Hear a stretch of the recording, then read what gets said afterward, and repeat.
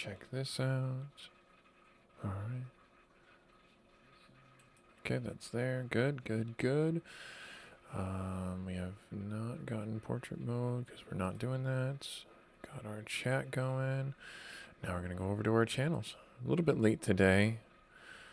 Just getting our selves situated. Hopefully you guys are having a good Friday out there while we do all the housekeeping, as it were, and the setup. Yep, gonna go through here. Gonna jump through that hoop. Right there. Okay, good. Awesome. Nice. Like that. There's our participant list right there. And then we're gonna mute that. Perfect. Cool. Yeah, so I survived my trials and tribulations of going to the DMV, and that's okay. That's good.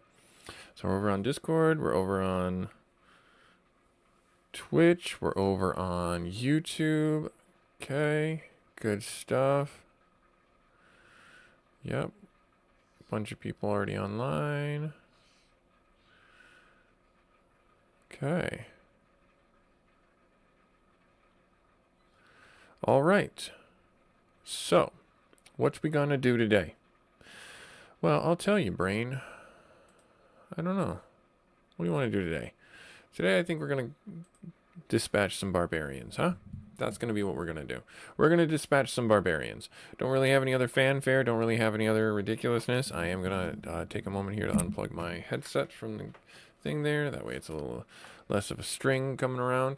All right, so yeah, thanks very much for tuning into the stream. Hopefully you guys are having a good day. We are going through and we're doing Visions of Destruction. We have the same quest 3 times. It's taking us literally to the same place. We have to do this to advance the story in Magic the Gathering Forged, and that is what we will do. So we'll go down here and we will go into the bandit camp and we will fight them. They are right over here. We're just going to make our way there, and we're going to use this town as our refresh point when we get in there and inevitably die. Because what's going to end up happening in this game, unfortunately, is because of the way our deck is set up, they have aggro decks. We don't have as quick of a draw as they do with goblins and things like that, but we do have a fair amount of removal, a fair amount of things to handle and get rid of their stuff, and just to allow us to get ourselves going. In our deck, we're playing black-blue. It's a Dimir deck. We have had some pretty good success with it. We've got some newer cards in there. I think I'm going to get rid of Swan Song. As much as I like having the ability to counter spells, it's specifically enchantments, instants, and sorceries. And then they get to create a 2/2. Not really super nice for me, because then that thing is really hard for me to deal with because I don't have a lot of flying creatures. I've got a few, but I've only got a very small amount of them. And then I might remove one other card, but I'm not entirely sure. In fact, I think I'll remove that now. We'll remove that one now, and then we'll have just the other ones that we've got right here. There's not really a lot by way of our inventory that I'm like super excited to put into the deck. There's a couple that might be interesting, like the Thieves Guild Enforcer, and when we have other rogues, which is what we have for Dimir, they mill cards. So whenever another rogue enters, they just mill cards, and as long as that opponent has 8 cards, Thieves Guild Enforcer gets +2/+1 and has Death Touch. So they definitely increase their potential there. We have Corvan right here, or Corvax, I think his name is. Not super helpful in the way we're playing the deck. The only other one that I was thinking about putting in was the Caliph, I think this is how you say the name, Beloved of the Sea. Has power equal to the devotion to blue, so the number of blue pips that we have on each of the mana permanents that we have. And then creatures and enchantments have spells your opponents cast cost 1 more to use. So this could potentially be a really good card to have for our deck. So maybe something like this could be helpful for us. And the other one was, this one works really well with our Teferi, because whenever we draw a card, this card gets a +1/+1, and so with Teferi out, this card gets 2 +1/+1s, because Teferi allows us to draw another card, and we also have the Brainstorm ability. Again, not terrible, and it's a flying creature that ramps, so potentially really helpful for us. I think I'm going to try and put that guy in there just to have it and try it and see what we can do. The last one that I think would be really helpful for us to put in is return target non-land permanent and all other permanents with the same name as the permanent to the owner's hand. So this is really good for token decks, which is what goblins seem to really thrive with. So I'm going to add this one, and I'm going to add our let's add the Sky Mage. Let's add the Sky Mage. All right, cool. All right, so we took out one, added two. Not ideal, but at the same time, it's okay. We're trying it out. We're having some fun. We're changing it up a little bit. We're making it fresh. So this is the barbarian camp full of goblins. Don't ask me why, but that's the way it is. There are a bunch of goblins inside here, and we've got to fight them. And goblins, again, for this deck that we have right here, oh, that's a little loud, is a little hard for us to deal with because we are a slower roll deck. Goblins are an aggro style play, and we don't really have the ability to draw really good cards. I knew last week, if you didn't see last week's live stream, we did really great with our initial draws. This week, not so much so far. That's the exact opposite, but I will drop a land, I think.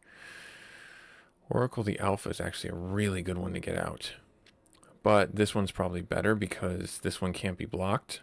And I have 1, 2, 3, 4. Yeah, I think what I want to do is let's drop you. Because I can drop him, get the card draw. Yeah, let's do that. We'll put him on the bottom. Okay, we'll keep this. Then we will drop our Swampy Dompy. Yes, think so. Yep, we're going to keep that. We're going to drop the Swamp. And then we'll pass turn. All right, so he's dropping that. No drop from him. That's fine. We will do this and end turn. Third turn, we'll drop Oracle the Alpha. He's going to definitely not... Oh, wow, he's not dropping anything. That's unheard of in a Goblin deck. But okay. Is he going to counter it? Is he going to blast it? Let's see. Yep, so when it drops in. So we dropped our... so Oracle the Alpha, why it's super powerful is you drop the power 9 in your deck. And the power 9, if you don't know, are the Moxes, Time Walk, Time Stretch, and I think that's about it. There's one more I can't remember. No, it's the 5 mana Moxes. So Jet, Emerald, Ruby, Sapphire, Pearl. And then it's the Time Walk and Time Stretch, I believe, are the ones that are there. So then we will end turn. There it is. Yep, at the beginning of... Yep, I'm glad I put that other card in there. Do I have a way of removing that? I do not. That's less than ideal.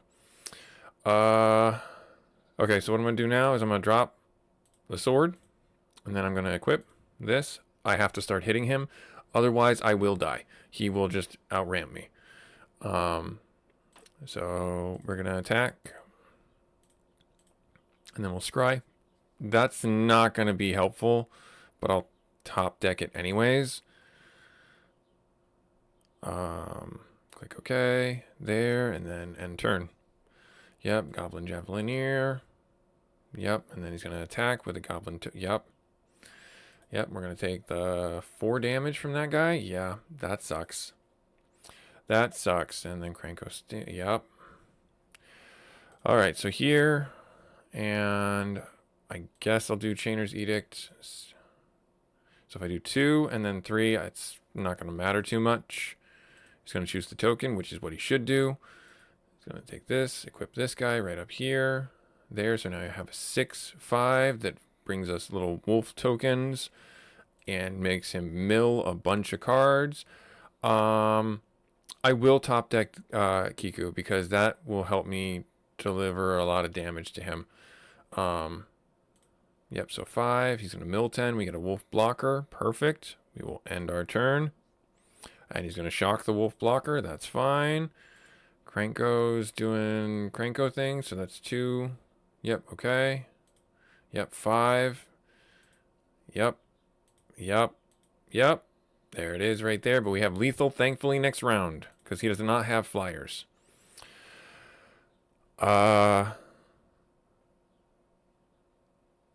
Yeah, thank the maker that we got this sword out. These swords have been carrying our game that we've gotten. So I will do this. I will do this. I will Alpha Strike here. He can't block. There's the Mox Jet. We don't really need it. We'll just put it on the bottom. There. And we won. Barely. We won. We won barely. All right. So, Chandra. Chandra. Really? Deals 3 damage to each opponent. That's not bad. May return an red instant or sorcery from the graveyard to your hand if the spell was... Oh, may cast, not return. May cast. Okay, discard your hand, draw 7 cards until end of turn. Yeah. Okay, not bad. Goblin Influx Array. Ooh, Breach. Oh, man. Underworld Breach. That's stupid good for our Is It deck. I would love to have that. Yes. And it's the Teenage Mutant Ninja Turtle ones. Awesome. Yeah, that's $1,000 on purpose. Each non-land permanent in your graveyard has escape. This escape cost is equal to the mana cost plus exile 3 cards from the top from your graveyard. So yeah, that's gonna be great.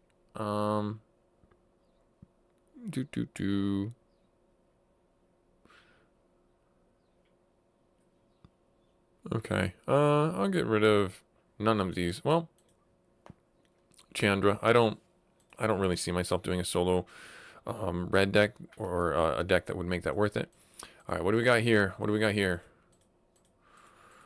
What do we got here? A bunch of stuff that's pretty meh. Pretty meh. Alloy mirror. I love the mirrors. The mirrors look just so adorable to me. Add a colored mana of any color. Okay. Somber Hover Guard. Affinity with artifacts. Yeah, that's just gonna get sold. Sylvan Bounty. Target player gains 8 life. We're gonna get rid of that one. Sunder. Vitali. Convoke. Destroy target artifact. I don't really play green right now. Vignian. Yeah, Vignian. Graft Mage. Graft. This creature enters the battlefield with 2+1/+1 counters. Whenever another creature enters the battlefield, you may remove. Oh, move one of them. Oh, okay. Yeah, get rid of that guy. Get rid of that. Get rid of that. Let's get rid of the mirror. Shiver. All creatures get -1/-1. That's not bad. To board wipe in a way that doesn't kill me. This one enters tapped. Enters. You may return target land you control to our hand. Yeah, okay. Dimir Aqueduct. I'll hold on to that because we are playing Dimir right now. Twilight Guard. Whenever you cast a Spirit Arcane, if you do, return it to... Okay. Get rid of that one. Thoughtcast. Affinity for artifacts. Not really playing artifacts too many. Conclave Phalanx. Convoke. Enters the battlefield. Oh, okay. Alright, well, not too bad. Mirror Smith. Whenever you cast an artifact, you may pay 1. If you do, create a colorless mirror token. I think that I'll hold on to these two, because if I make a mirror deck, I was trying to work with the decks and stuff like that to maybe do a sliver deck, and that would be just kind of fun to me.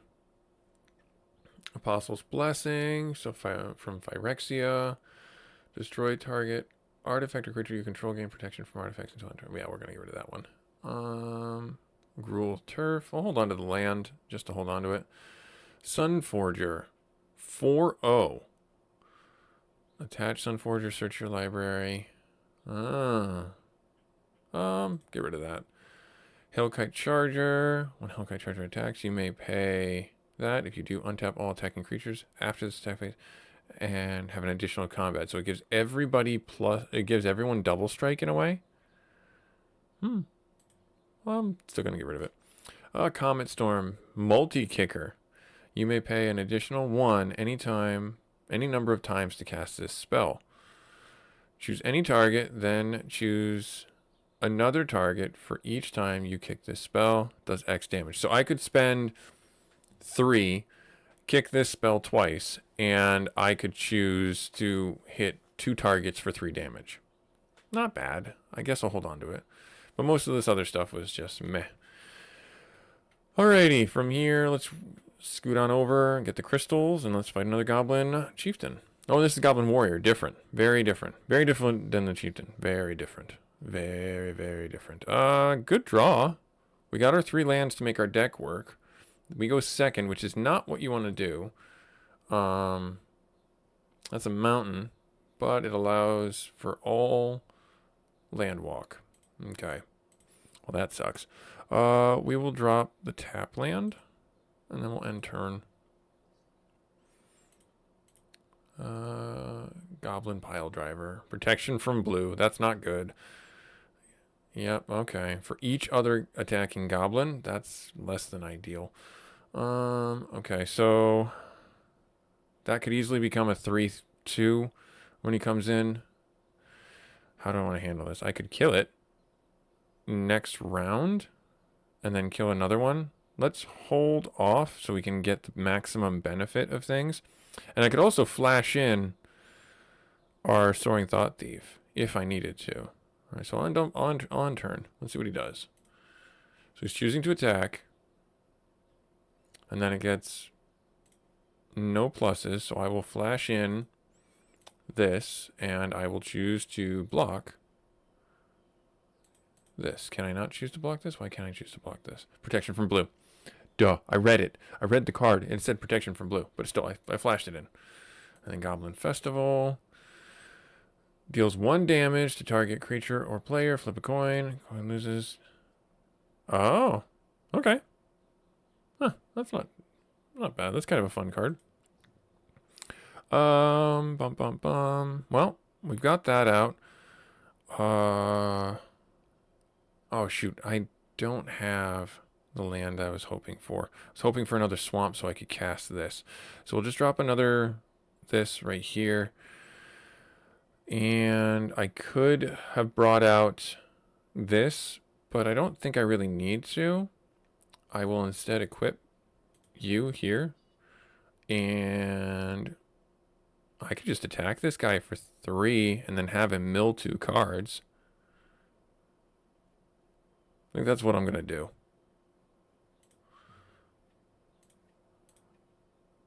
Yeah. And then he mills 2 cards. And then we end turn. And he has no way to block this either. I don't know why he's... Alright, well, I mean, this is a pretty straightforward win for us right now. Auto pay that. He sacrifices a creature. Why didn't he do this, though? I guess he's afraid that he would lose it. That kind of makes sense. Nope, he's tapping it now. Oh, you can do it at any time. Okay, and he did that to kill that. And then we... Well, we got it, but we lost our wizard, which is unfortunate, but it's okay. It's okay. Right here. There. He's going to make him mill some more cards, and we will do the damage. He takes another 3, so 2 more turns we have lethal unless he's got some responses, which he's dropped a Goblin Gang Leader. Oh, enters and it creates. Okay. Yep. All right. Drop another swamp. How do I want to do this? I could do 2 and then 3. And then that will have to... Yeah. Okay. Let's do 2 here. Pay 1, 2. There. And then we'll say heads. And we won the coin flip, so it does 1 damage to that. Perfect. Then we do auto. We'll drop down the big shakedown heavy. There. And then we'll do an alpha strike. Yep. Make him mill a few more cards. Have him do 3 more damage. And we've got lethal. And we'll drop that down. We'll do... I mean, just to do this the right way. If I do this. And then I do this. And then I do this. Is he going to let me draw a card? I mean... Nope. Yeah, he let me draw a card. I don't know why. I mean, oh, he was dead anyway. It's not a big deal. All right, what do we got? What do we got? What do we got? What do we got? All right, Gravelhide Goblin. We'll get rid of you. Goblin Guide. Haste. Whenever a goblin attack, defending player reveals the top for their library. If it's a land, that player puts it into their hand. Okay. And then Goblin Marshal. Echo comes into play. So you have to pay for it twice. When a graveyard could create 2 goblin tokens. This picture on here looks like something just like, I've seen some things, man. You don't know. Why do kids keep putting Cheerios up their nose? I just don't get it. You'd think once was enough. But 7 times? I don't know how much space they got up in there, man, but they got so much. It's your Goblin Kaboomist. At the beginning of your upkeep, put a colorless landmine token onto the battlefield. Sacrifice. This artifact deals X damage to target creature without flying. Then flip a coin. If you lose, Goblin deals 2 damage to itself. Okay. I think if you had a way to make goblins cost less, this would be a good card to have. And then we get some money. All right, cool. There's a little goblin up here. Let's go fight him. He's guarding a treasure chest. Let's take him out. Let's take him out. We won. We've got our land. We will keep this right here. Then we'll end turn. All right. He didn't drop anything, so I'm going to drop my other tap land just to get another black source out, because it looks like we've got islands, Battlecry Goblin. That sucks. I don't like that, but that's all we got there. All right, so cool. I'll bring out the Thieving Haven. Yeah, why not? Auto, tap him down. And we'll end turn. Another Battlecry Goblin. That's not going to be enough to kill it, unfortunately. So, let's bring out Sword of Feast and Famine. Drop that. Put this on you. There. Perfect. And, I mean, Alpha Strike. Hit this guy for 3. And then we steal a card from his library. Open Fire. I think that's what I want to do.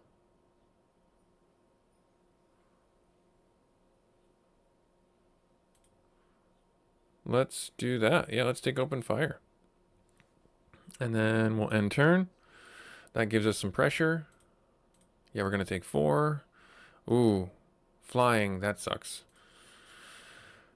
Well, this works out really well. Because I will bounce these 2 back to his hand, Echoing Truth. And... oh, wait, no. I first need to... oh, I guess I won't be able to... oh, how can I do this? If I do... I don't have another land source. So it's not going to work this round. Unless... no, I have to do this, equip this here. Right there, that's 2. This costs 3. Yeah, it costs 3. Shoot. This costs 2. And this is an instant, so I don't have to cast this round. This is 2 mana. Yeah, I'll kill this. I wanted to try and get the shock spell. Alright, so we do this there, then we go into our combat phase. We Alpha Strike, hit him for 5. Yep, we'll steal a card. Dragon Fodder, that's not a bad idea. Yeah, let's take the Dragon Fodder. Right there. Then everything became untapped. Right here. Select a target. You. For 3.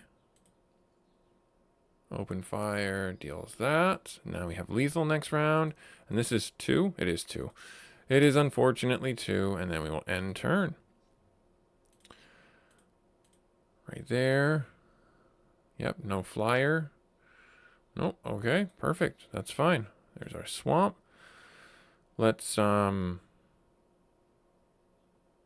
just cast this one to give him the +1 +1 counter. Get some goblins out. That's fine. And then we have 3 mana left. I mean, let's... That one bounces those back to his hand. And that's kind of it, really, right? We only have 1 land that we can do, 1 mana. So then we'll do this. We'll do Alpha Strike. And we will win. Nice. Awesome. 1, 2, 3. Goblin Balloonist. We already own one of these. I'm going to flag that to be sold. Battlecry Goblin.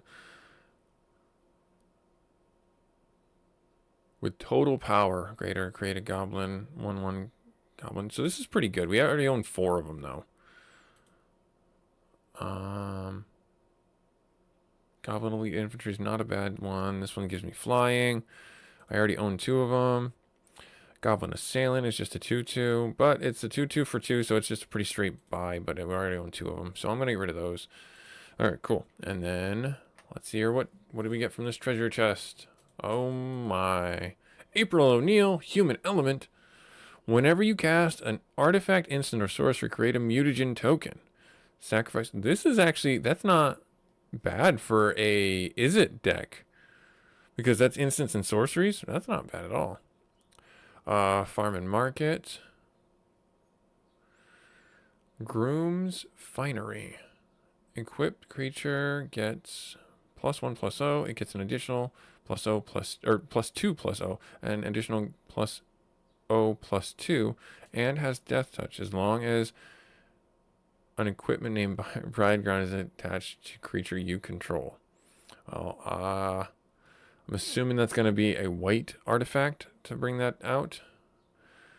You may choose not to untap Moleworm during your turn. Tap target land as long as Moleworm remains tapped. Oh, so it's a little bit of land control. Alright, quick Silver Fisher. It's Phyrexian Drake. When it enters, draw a card, then discard a card. Not super helpful.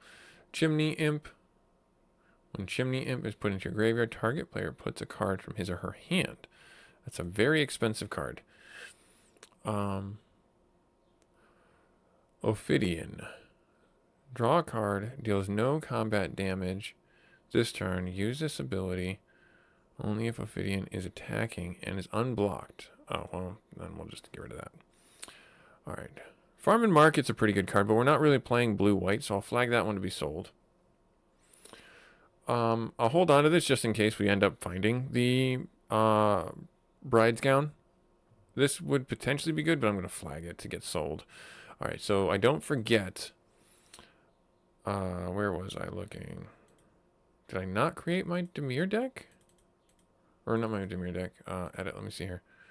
No, it looks like I didn't create my, my other deck. I thought I was starting to work on my, my Is-It deck, my Prismari deck. I guess not. 2 lands. We would be on the draw for a 3rd. But we have a lot of 2-drops right now, so I'm okay with keeping this. We have 1, 2, 3, 4. We'll keep it. We'll keep it. He dropped a tap land. Okay. Oh, there's our 3rd land. We'll drop down the land that gives us some life, and then we'll end turn. Molten Core Maestro. Though from Seekers of Strixhaven. This would be a really good one to have. Opus, whenever you cast an instant or sorcery, put a +1/+1 counter on this creature. If 5 or more mana was used, add an amount equal. Wow, that's actually pretty good. That's actually pretty darn good. And that was only a 2-drop. And it has Menace, too. That's a pretty good card. Let's drop the other tap land. Yep, so now he's... Whenever you cast a sorcery input. That's not an instant. That's a... Oh, this is where it's coming from, the +1/+1. Okay, and he's going to hit me for 3. That makes sense. I can already tell this is going to be a difficult fight. All right here. Let us...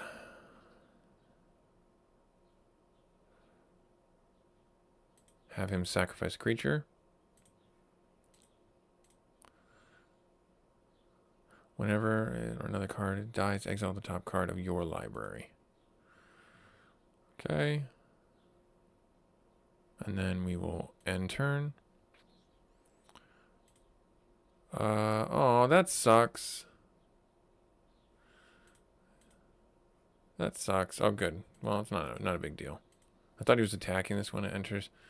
Can't block this turn. Oh, well, that's fine. We weren't looking to block anyways. All right, so 1/3.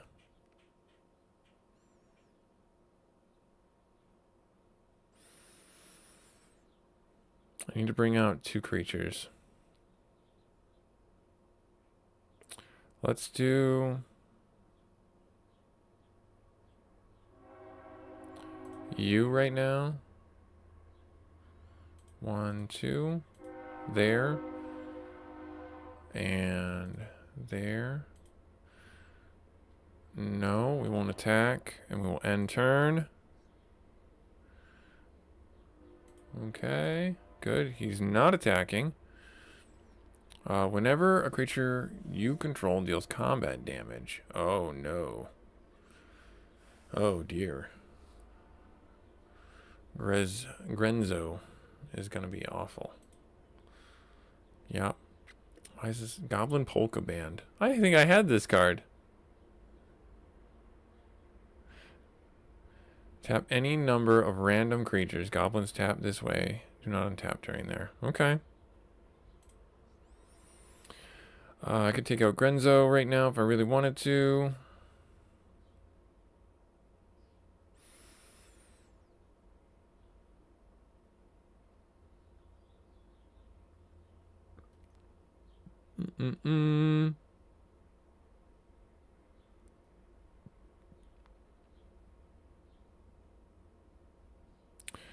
Let's bring this out. And I'll wait to see if I need to cast one of these 2. Actually, you know what? Let's do this. Let's put equip on her right there. 4 damage. And then we will attack with her. They could gang block, but she has first strike. So why not, right? Yep, so he ate the 4. Goblin Wizard. Oh, okay. Well, let's bring out Zev right there. Look at the top card. An island. Is that going to be helpful? It is, because it will allow us to drop the sword and equip the sword in 1 turn. So I'll keep that on the top. And then I'll hold these 2 just to make this unblockable if I choose to. He doesn't have any mana left, so he can't make that one protection from color. So we will attack right here. Right there. Okay, we will cancel that there. Takes another 4. So we have lethal next round. If he's not gonna permanent guard goblin battlefield. Tuck Goblin Grunts. Interesting. Squee, huh? Okay. There's our land. I could just make this unblockable and win. Like, now. He's got 1 land left, so I need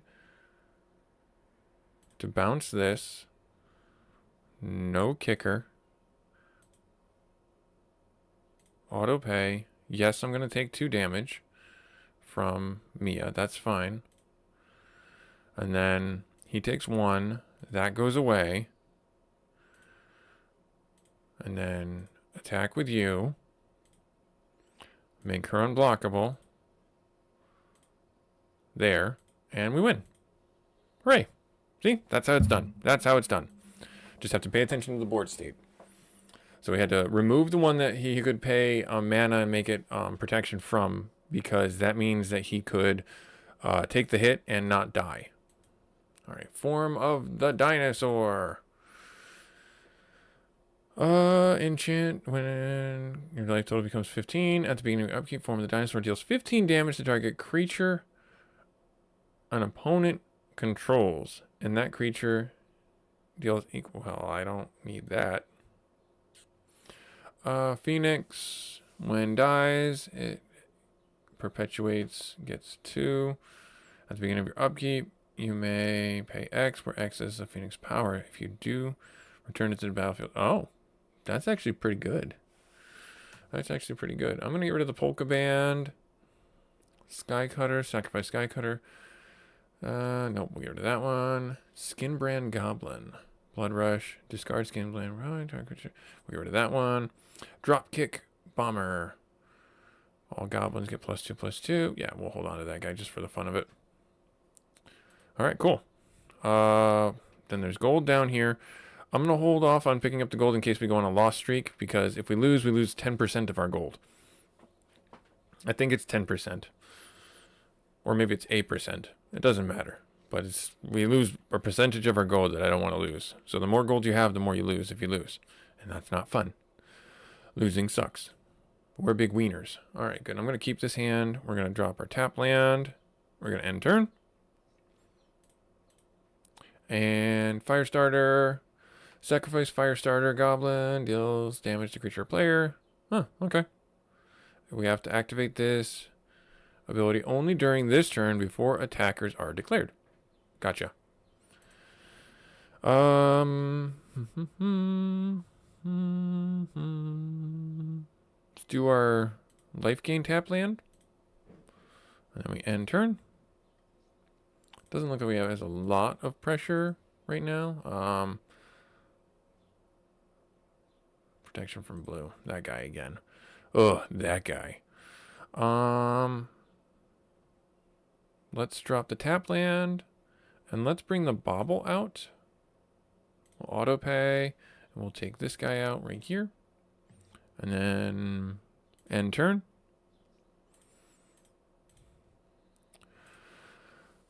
Slab Iron Goblin. Slow Bad Iron Goblin. Sacrifice an artifact. Oh, okay. So he's a Phyrexian Goblin Artificer. Gotcha. Yep, he looks like it. He looks like it. I don't really have a creature, actually. Let's drop our land. Yeah, I'm kind of stuck. Let's have him sacrifice a creature. Yeah, that's the one I figured he would sacrifice. And then we got 2. End turn. Enters tap, create a dwarf token. That sucks. Took 3 damage. Bone Club, Berserker. This creature gets +1 for each other goblin creature you control. Oh. Wow. That's actually awful. That is actually awful. Alright, we will drop our island. We are not getting a creature that I'm, like, excited to have. Because if I drop Teferi, he's just going to die. He becomes another source for them to hit, but yeah, he's just going to die. Let's do this. Let's have the sacrifice. So naturally going to sacrifice the token. That was the right play for them.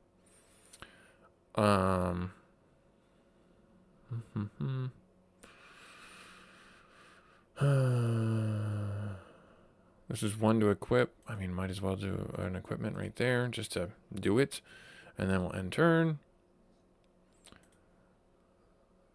Goblin Bushwhacker. Yep, kicker. Was it kicked? He did kick it. Haste enters +2/+0. Yep. Yep. Oh my. Oh my. Well, that sucks. We're gonna have to block this guy. Yep. Legion War Boss. Remember that time I said that we shouldn't pick up the gold because we were gonna die? Looking to be the case right here.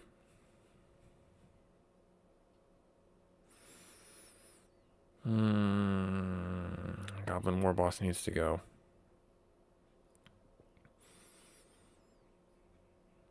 Okay. 1, 2. And it doesn't leave me anything. We'll do that. We'll pay the kicker. We'll bounce that to his hand. Scorpion Sting is 2, 3. I can kill this one. there. Never give up. Never surrender. All right, there's that. Yup. Yup. That's about what I thought. Uh-huh. Yeah, that's an 8-4. We've got nothing. We're drawn dead. Concede. All right, well, that sucked. That sucks. So now it bounced us outside. All right. That makes me sad, but it is what it is. All right, we can't win them all.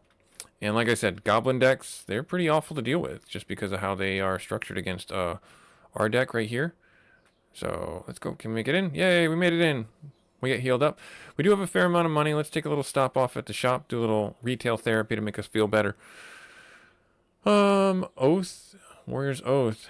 Take an extra turn after this one.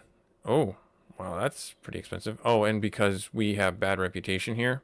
Yeah, okay, that's terrible. World Enchantment. Where X is 4 minus the number of cards in their hand. That's actually kind of funny. I mean, I'll buy that one just to buy it. Shahili's Directive, Impressive, or Improvise? Improvise. As long as you control artifacts. Reach, this is from the Avatar set. Non-creature spells you cast cost 1 less. Whenever you cast a non-creature spell, it does 2 damage to each opponent. I think that's going to be really good for our Is It deck, so I will buy that. Will Blade of the Frontiers. If you roll a dice instead of a number, choose a background. Oh, okay. And ignore the lowest roll. If you roll more than 1 dice instead, roll that many dice plus 1 and ignore the lowest roll. When you roll 1 or more die, put counters on will. Okay. Halberdier. Meh. All right. River Song from the Doctor Who set. Meet in reverse. Draw cards from the bottom of your library rather than the top. Spoilers. Whenever an opponent scries, surveys, or searches library, put a +1/+1 counter. Then they deal damage. Okay. From the Fallout set. Hunters for Hire. Voltaic. Visionary. Deals 2 damage. Exile the top card of your library. You can play this card at any time. Activates this only as sorcery. When you play this one, I think I want this one for our deck. And then for Invent, switch the power and toughness of each of up to 2 target creatures. Search your library for an instance or sorcery, reveal it, and put it in your hand and shuffle. I'll take this for now. I don't think it's going to help too much. Emberwide, Caliph. Attacks each turn if able. For each damage successfully deals, lose 1 life. Not as good as I would hope. Non-wall creatures, consume ferocity. Meh. Alright, let's refresh this. Let's see what we can get. The Locust God. Whenever you draw a card, create an inset token. It's pretty expensive. Draw a card, then discard a card. When you cast, when the god returns to owner hand at the beginning of your next. So it's pretty expensive, but not terrible. Called the Skybreaker. You may cast this spell from your graveyard by discarding a land card in addition to paying its cost. Oh, okay. Maelstrom Muse. Whenever Maelstrom Muse attacks, next instant sorcery costs X less, where X is a number. That's actually pretty good. I'll take that one. Steel Swarm Operator. Not going to really use artifacts. Kamano's Blessing. Burn Trail. Conspire. As you play the spell, you may tap 2 untapped creatures that share the same color. When you do, copy it. Okay. New target, so you can get to do 6 damage. Elemental Masterpiece. Create a 4/4 token. Discard elemental. Create a treasure token. So this is a 5/5 for 1 more mana. No, Same. It's the same. You get 2 4/4s though. Why is this? I think this is way better than this. But that's just me. Maybe I'm just misunderstanding the utility of the cards. Runescale Stormblood Brood. Yeah, Runescale Storm Brood. Omen. Counter target spell. I will take this one. Let's get the Scarab God just because I don't know how helpful it's going to be. And let's refresh again one more time. Legendary Artificer. Urza's Apprentice. Copy target activated or triggered ability you control from an artifact source. Not really helpful for us right now. A Tyrannid from the Warhammer set. Ravenous. When this creature enters the battlefield with X+1, if X is more than 5, draw a card this turn. I don't get that. So we have to spend X5 to draw a card. Flying, Ward 2, Warp Blast. When enters the battlefield, deals X damage to target creature. I see. Okay, so we can get a creature out of this. We can have a flying ward. I will take it just to have the utility to potentially use it. From Aether Dripped, Captain Howler, Sea Scourge. Ward 2, pay 2 life. Whenever you discard one or more cards, target creature gets +1. Whenever that creature deals damage, you may draw a card. Okay. Arcane Adaptation. Choose an additional type. Okay. Talos Explorer. Whenever Talos comes from your hand, look at opponent's hand. Aether Plasm.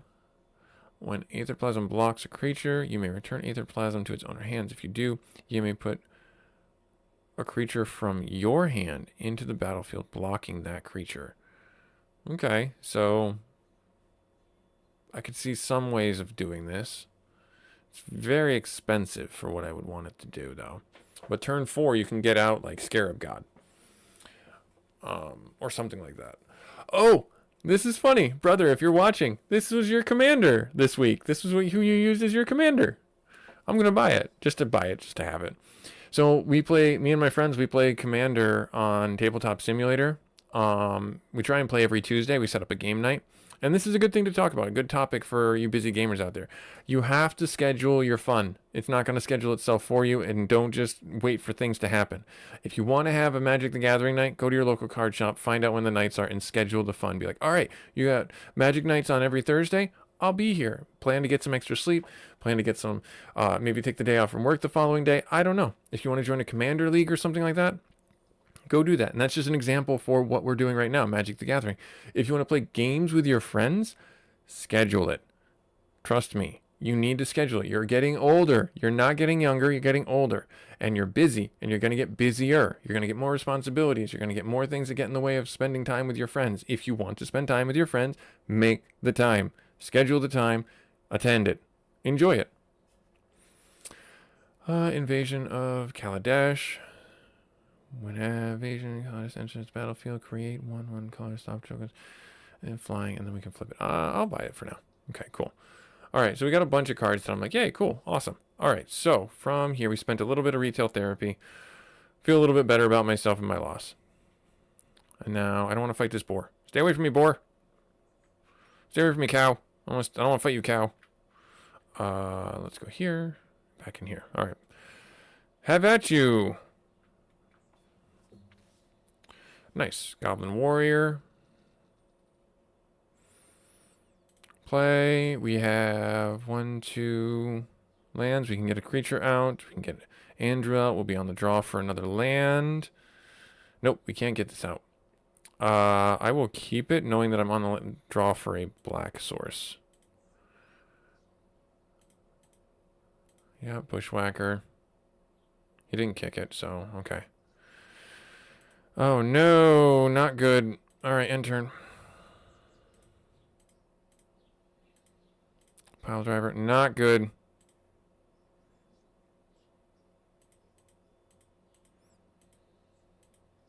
There's our black source. Alright, are we dead?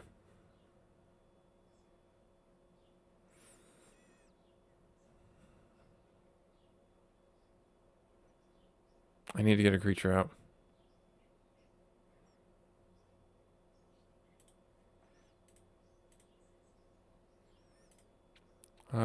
We'll top library that. Okay, we'll end turn. Has protection from blue. I can't do anything about it. That's terrible. So we will take that out.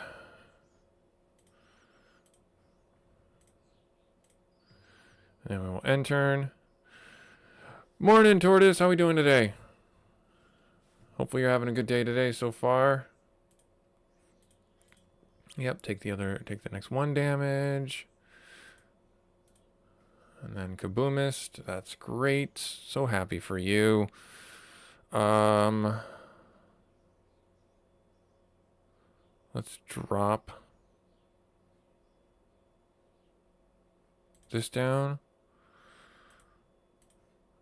That one. And then let's drop down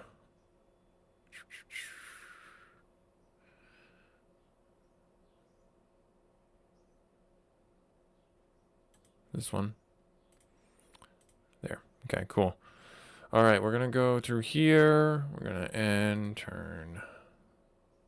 Yep. And wins the coin flip. That sucks.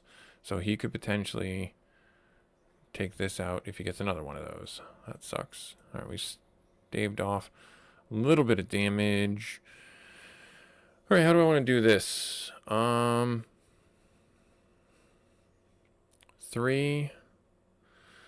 gets me that out. That's all of my land. And that's a 2/2, so it would... He'd probably target this one with the bomb.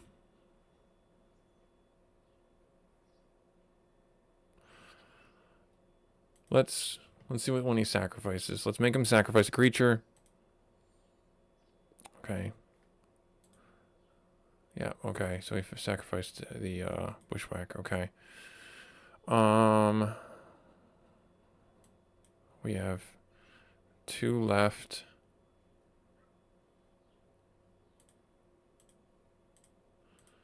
Right there. And let's attack. He's going to block it. He's got to block it. He didn't block it?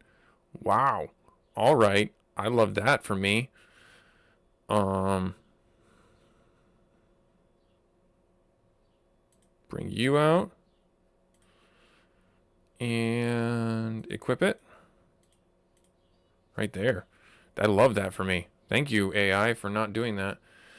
He got another bomb. That sucks. So now he could effectively take out this and do damage to that. Target attacking creature. That sucks. How can I do this? It's not going to kill my creature. I don't think that's going to work. So let's drop this down. Now, we have City's Blessing. I can't equip this. It takes 3 and I only have 2. Which is a bit sucky, but it's okay. We will Alpha Strike. He's got all the land he needs to take out this one and damage this one. So that's what he thought. That's fine. That's fine. I don't care. I didn't. Doing 3 damage. I get to untap all my land. And now I get to equip you. Right there. So that's 1 land left. I'll hold off on. No, let's put that on there. There we are. Good old Magic today. Yes, trying. Failing a little bit here and there, but that's how it goes. You can't win them all, right? And he loses it. Good, so it does 2 damage to itself. Oh, Chancellor of the Forge. That's a terrifying card art. You may reveal the top card, or this card, from your opening hand. If you do, at the beginning of your upkeep, Goblin. Oh, okay.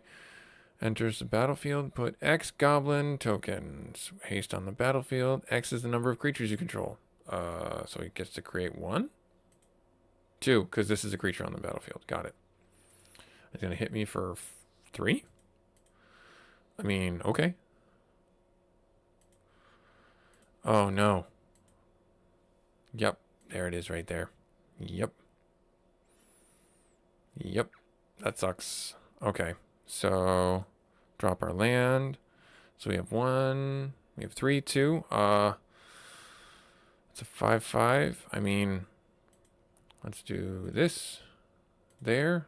Equip you here. There. Perfect. And we will Alpha Strike. He's got to block it. If he... Yep, jump block it. That's fine. He's going to hit me for 5, 6, 7, 8. Yeah, I don't have a way of blocking that right now. Yep, going to hit me. And I think... Nope, darn it. I was hopeful that I could get around his defenses. Yeah, he's got lethal. Shoot. Shoot. We will cast Teferi. We will cast... We'll draw a card. No, we'll do this.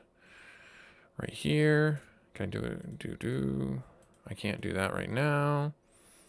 Yeah, he's got lethal. I've got no way around it. Bummer. I was hopeful that he wasn't going to block it like he was doing before, but... Yeah, no, we're not gonna, because he'll just chump block with these. End turn. He's got me. Yep. Swamp. Yep. All right.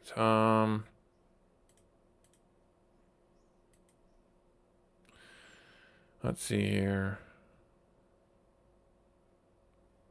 No, that's okay. Block this one here. And block that one there. End turn.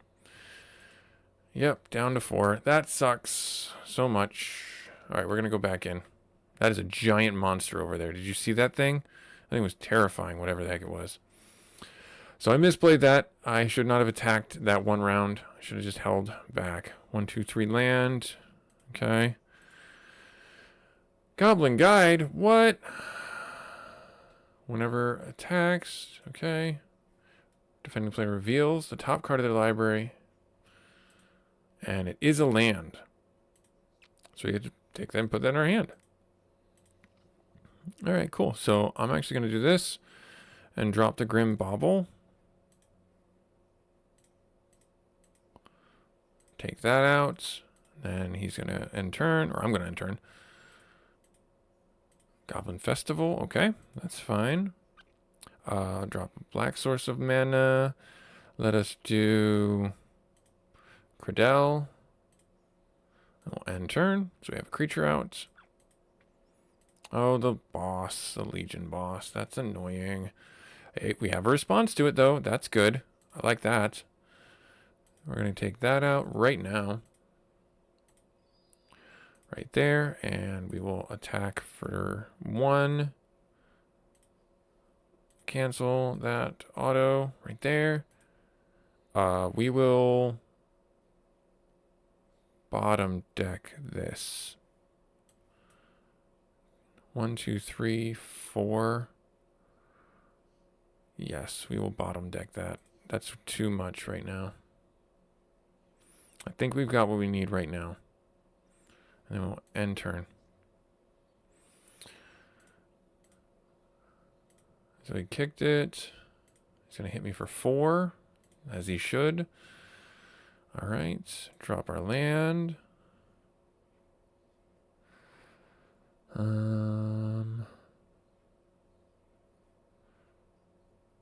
Let's bounce with kicker. The token. Thieving Haven, I'll take it. And then we'll Alpha Strike, hit him for 2.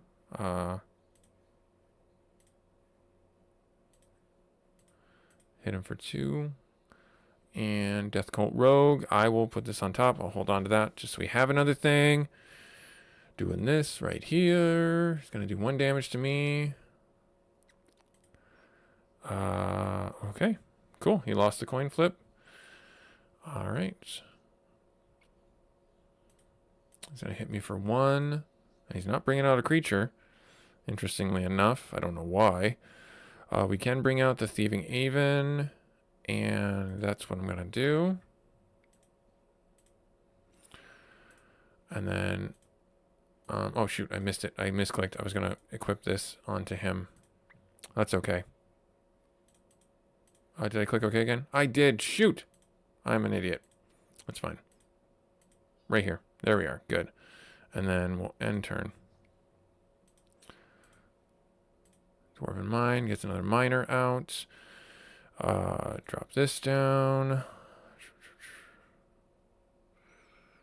Let's bring out Laz. Right there. We can scry one. We'll put that on the top. We have that equipped. We don't have anything else we can do. I can bounce this to his hand. Let's hold that and see if he attacks.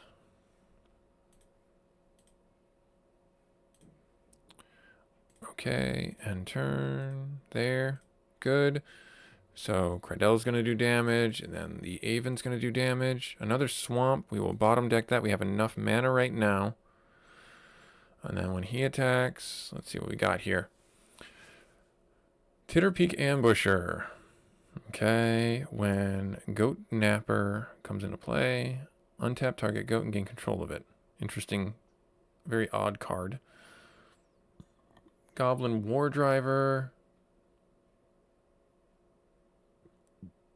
I think that's the one I'm going to take. Goblin War Driver seems to have the most usefulness for both our decks, so I will take that one. And then I will actually cast it right now. Right there. Perfect. And then we'll end turn.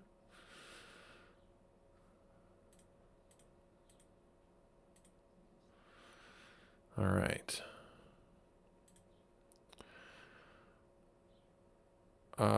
I think we've got him. Because I take this, I equip this here, there. He doesn't have a flyer. So I just hit him, and I win.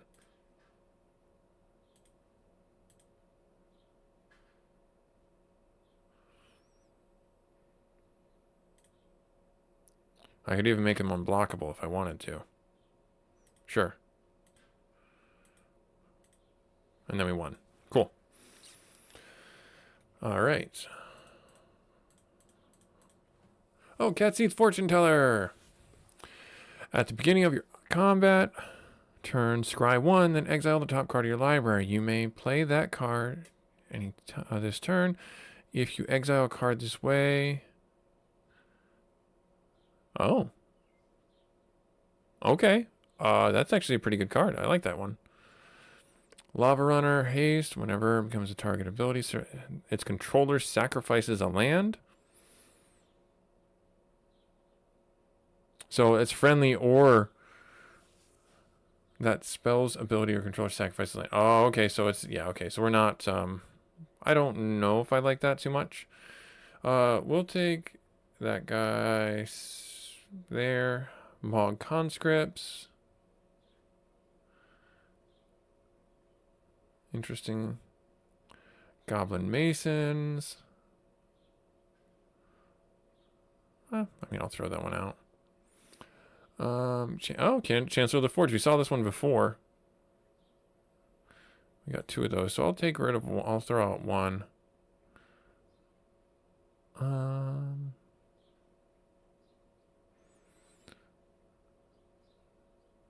I think I want to get rid of the Forge one. I think I'll get rid of it. I think I'll get rid of it. All right, we got 2 left. How about you, Goblin Warrior? Oh, this one's a Goblin Chief. I can never tell the difference. I'm sorry if that's just mean, but I just can never tell the difference. I'm sorry. All right, we will play. We have our 3 land. We will keep. Let us drop our swamp first. End turn. It's not dropping anything down. Let's drop the tap land. End turn. Oh, Instigators. These guys suck. Yep. Whenever Instigator deals combat damage to an opponent, you may put a Goblin card onto the battlefield. That's like stupid good for a Goblin deck. So that's got to go. Let's hold off, though, on using our removal on that. Let's bring out Thieving Aven. Because this will block it. It's got double strikes, but it can't kill it. So, yeah, we'll end turn. Goblin Chieftain. Oh, no.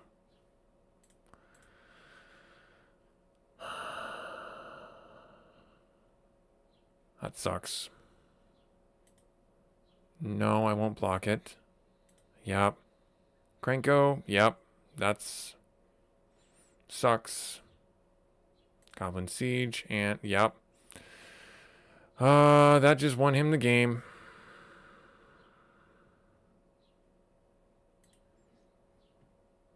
Should have blocked it.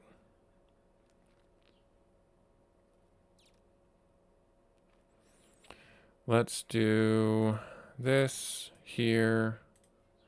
Take out that guy. Let's do...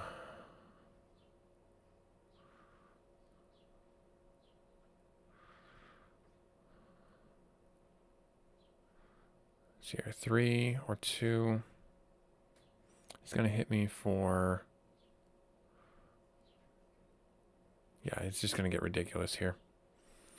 We need that echo card. I have 3 I can tap out. He's going to hit me for 3, 4, 5, 6, 7, 8, 9. I can't attack. I can't steal a card.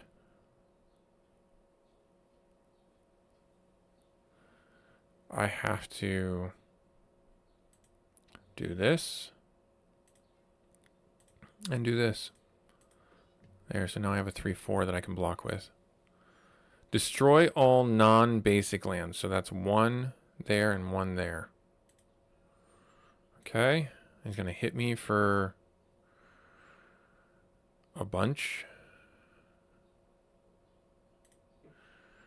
I could choose to take out Krenko right now. This is going to give him 2 goblin cards. I think I need to take this one. Oh, why did it not block? Oh no. I clicked OK. I'm an idiot. Yep, I'm just not gonna. Let's see what ends up happening. No, yeah, we're toast. We're toast. I hit OK and not block like a knucklehead. I'm just gonna concede. I'm just gonna concede. That was terrible. I clicked OK and not the right button. I'm a big dummy. That is a giant worm monster. You see that thing? That's terrifying. Ah, that's a Tonberry. Stay away from me, Tonberry. The red area is just angry with me. Oh my goodness. The red area is like crazy angry with me. All those monsters. Very angry. Alright, we're going to heal up. And then we're going to go back down this way.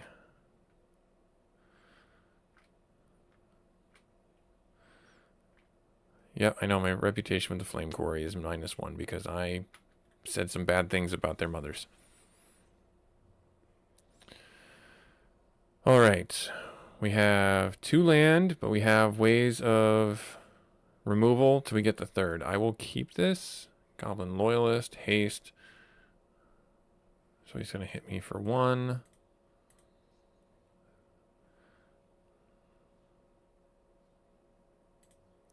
I will hold off with the token. Again, the Bauble, Grim Bauble.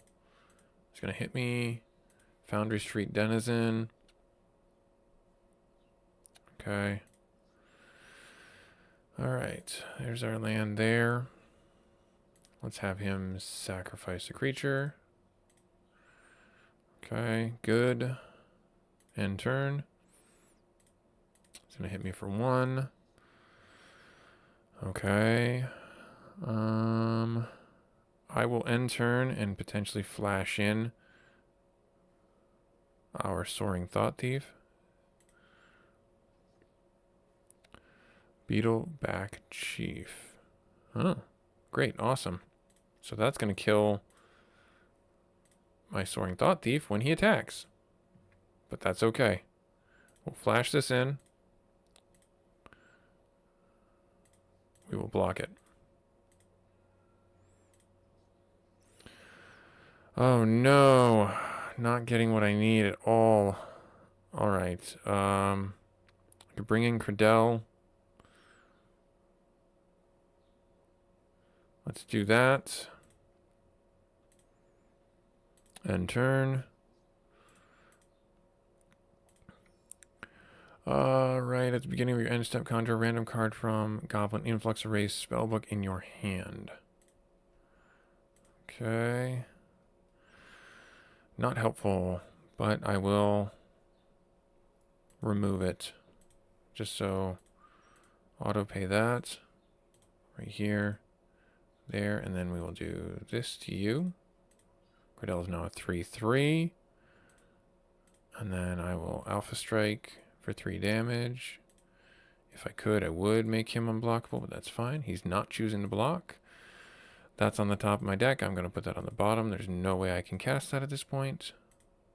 He's going to hit me for 2. Goblin, Trash Master. Other goblins, sacrifice a goblin, destroy an artifact. Sacrifice a goblin, destroy an artifact. Okay. And the Instigator's back. Alright, so there's our tap land. We can still take out the Instigator. Right there. And then I will end turn. Fanatical 1. Sacrifice, deal 1 damage. And he's shocking that. Okay, so he's going to hit me for 5. I don't have a way of blocking that. Palash Lake Mons. Deals 1 damage to any target. Oh. Alright, well that sucks.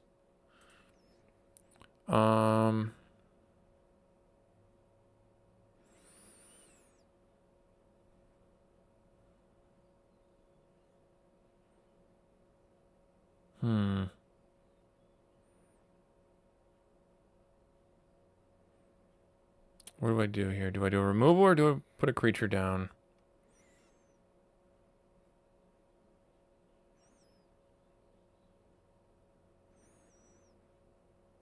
Or do I do sword?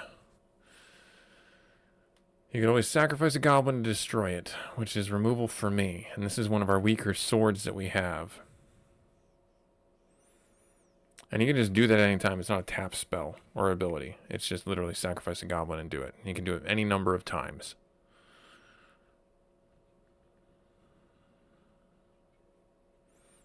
Let's have him do that. Let's bring this out. End turn. Let's see if he does it for me. Yep. Perfect.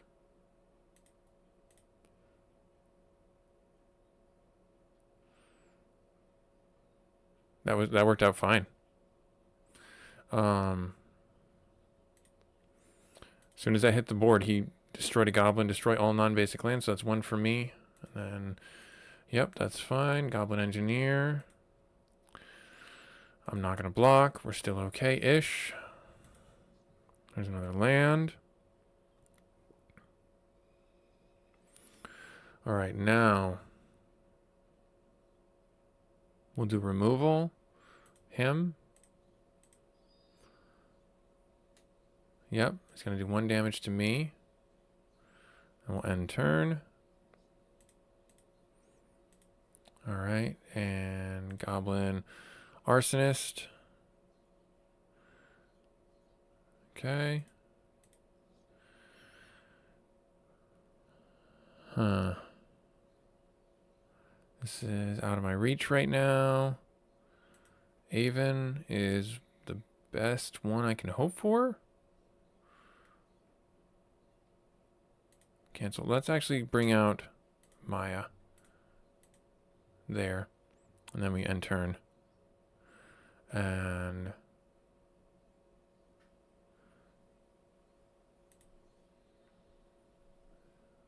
so he sacrificed another goblin to create another 2 tokens.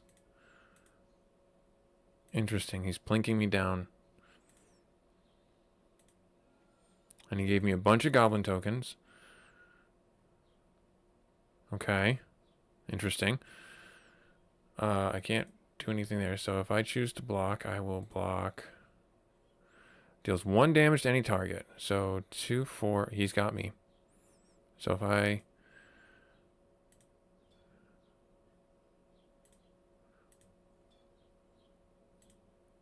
He's got me, I think.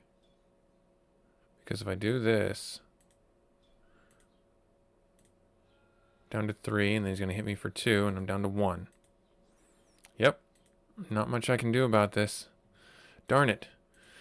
It's a pretty tough goblin deck. It's a pretty tough goblin deck. And that is why goblins are the enemy of most players, just because of how aggro they play. They're low cost, and if you get good synergy and good draws, you're cooked really quick. 1, 2. We can do Flash for Thought Thief. I'll keep it, knowing that it's slow. Raging Goblin will attack. Yep. There's a tap land, but I'm going to drop this down first, and we'll end turn. Another Raging Goblin. He's going to attack me with both, so I will drop Soaring Thought Thief. Block 1. Take out 1 right there. Good. Drop our tap land. There's better options for removal knowing what his deck has, so we'll leave that alone for now. We will instead equip that right there, and we will swing at him, and then do our 3 damage. Good. Goblin. Yep. That's exactly what I was hoping for. Like I said, there are better options for us to remove. Drop. I could have him remove... I could do both. I could remove both creatures. Right? No, I don't have enough. Because this is two black. I only have 2 black sources, so I'd need 3. Alright, so let's do the focus remove first. Right here. Click on that guy right there. And then we have 3 left. Let's bring out the Sword of Feast and Famine. And then we will Alpha Strike him. Mill some cards. Thank you, Tortoise. That makes me feel better. That makes me feel a little better, buddy. It's hard. Some of these cards, reading into the tactics and stuff like that. Goblin decks have always been fun for me to play and hard for me to play against. Alright, goblins have +1/+1 and haste. That sucks. Because, yeah, just like this. Like, you think you win, and it's like, nope, you still got things that you got to deal with. Alright, so we're going to do this. We're going to make him sacrifice a creature. And I did that on purpose. I know you're like thinking to yourself, like, no, don't do that. Like, no, I did that on purpose because I wanted to get that out. And then I'll put this on my Soaring Thought Thief next round. Right there. And then we will Alpha Strike here. Make him mill some cards. I'm trying to keep the pressure on, you know? And now this gave him 8 cards in his graveyard. So now this goes up. Not that I wasn't going to attack anyways, but that was my point of doing that. Because now I have lethal next round. Yeah, I have lethal next round, so I can take this hit. So that's 5, 6, 7, 8, 9. I mean, I will jump block the 5/1. Go down to 7. Right here. Attach. Yep, we got him. We got him. There. Before combat, I think we're okay. It's not like I can do anything anyways. Attack. We're gonna mill, damage, and we won. Nice. Nice, nice, nice. Utvari kill a Hellkite. Whenever a dragon attack... Oh my goodness. It's crazy. If you do a dragon deck, this could be really helpful. Descent of the Dragons. Destroy any number of target creatures. For each creature destroyed, sway its controller. So this is any number of target creatures. So target 1 creature, you get a dragon. I feel like that's okay if it's like goblin deck style. Goblin Chief, we'll hold on to that one. We already have one, but still, it's not a legendary, so we can do that. Monies and... Oh, we can tap for Goblin Burrows. Huh, that's funny. I had one colorless mana to our mana pool. I'm going to get rid of it just because I just... Hooray, kind of thing. These two are interesting. Udvara, Hellkite, and the Descent of Dragons. Alright, cool. Alrighty, one more Goblin. Goblin Worker. And even the Goblin Workers, the low-level goblins, can still kick my butt. We have our 3 land in hand. Mons Goblin Raiders, 30th edition. Such a classic staple card. I will drop that and turn. Crazed Goblin, attacks each turn if able. Drop this down. Let's do Maya, or Mai. Relic Robber. Oh no, that sucks. But thankfully this will dissuade him. Block? This has first strike, so this kills this. The reason why he didn't attack with this is because this has first strike. And if he does player damage to me, I get an artifact that plinks me every turn. Swamp. Let's bring out the Aven. Thieving Aven. And we will end turn. He's doing 3 damage to Maya. Alright, well, that's actually good for me. Because I will drop land. Bring out the Grim Bauble? Is that what I want to do? Let's see what card I get. Yeah, let's see what card I get first. I'm going to hit him for 3.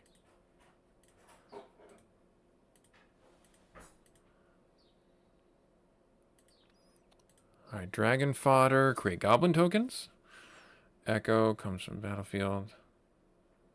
So we create a bunch of Goblin tokens.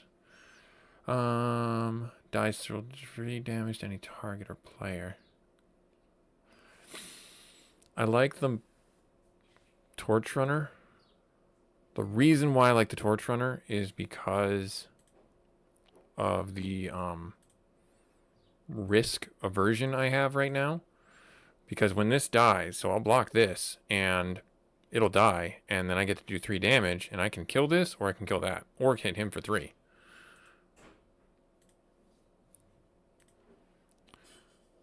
doesn't have menace, right? Yeah, why would I not do this? 3 damage to any target?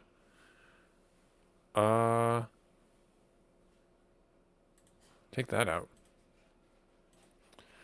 Okay, so he has a Sky Flight, so now he can block an aerial assault. A bit annoying, but don't worry. Never fear. We have removal of that right here. And then I will attack. Hitting him for some damage. Let's see what he's got. Open Fire. Goblin, Dragon Fodder, the Mons Raiders. Let's do them. Let's do Open Fire. I can't cast it this round. But then I will do this just to take that out. It's not a bad idea, right? Because then he can't attack me. End turn. Raging Goblin. Okay, that's fine. Because I'll just do this. Target. We got him. That was significantly less hectic than I thought it was going to be.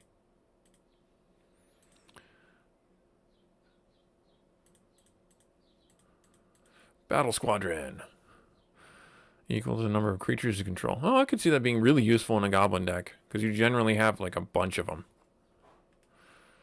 I'll I'll sell that one. I already have 3. We already own 3 of them. One of those is fine, and I'll hold on to that. So not a bad one. The barbarian camp falls silent as you remove the last creature. You consider staying to welcome the dragon, should it appear, but something tells you that leaving would be a much better idea for now. Okay. Well, what do we got? What do we got? Unstable Hulk. Morph.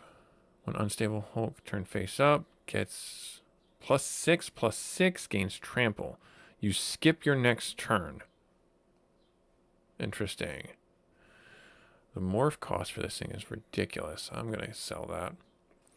Jittering Instigator. Morph cost. When Jittering Instigators turn face up, if it's your turn, gain control of another target creature until end of turn. Oh, okay.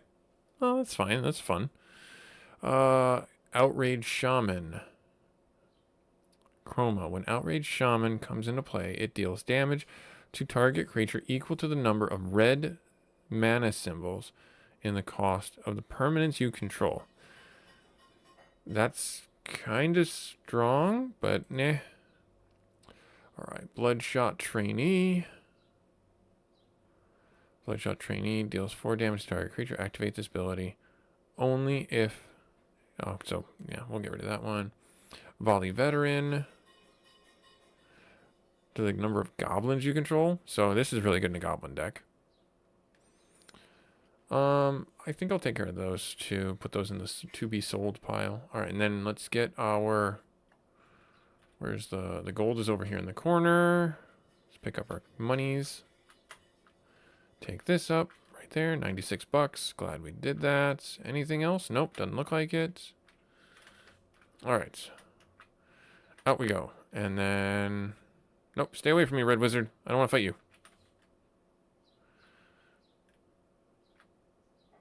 There are so many things that want my bootay. Okay. So now where do I go? I gotta go all the way back to turn these quests in. They're like way over there, right? Yeah, okay. Alright, we gotta make our way across the wilds of the red biome. I am glad there was a viewer who told me about going to the arena and getting equipment that way. That was a really smart move. We got some fast-moving boots. It may not seem like it, but they really are a blessing, and it's a really easy way to get equipment. So I recommend you guys do the arenas when you play this game, because you get equipment if you win, and cards. And if you go past the first round, which you typically should, we'll say 90% of the time, you will get your money back for the entry fee. There's an angry bull. Alright, the elder meets you outside the gate of the village as you return, mounted on horseback. Hands you a pouch as your reward. Nice. Let's see what we got. Let's see what we got. Guff rewrites history. I don't know who Guff is, but he looks like he's a riot. For each player, choose target non-enchantment, non-land permanent that player controls. Those permanent owners shuffle them into their library. Each player who controls one of those permanents exiles cards on the top of their library until they exile a non-land card. Then puts the rest on the bottom of their library in a random order.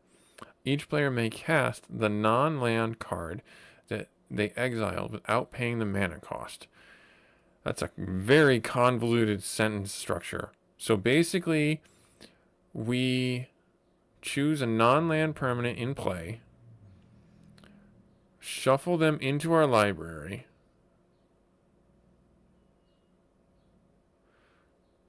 exile our library until we hit a non-land card, then put the rest on the bottom of our library in random order, and then we cast that new card without its mana cost. That is an interesting instant. All right, Thrill Kill Disciple. I'll get rid of that one. Ashen Fire Blast. Deals 1 damage to target creature while flying. I'm just gonna get rid of that one.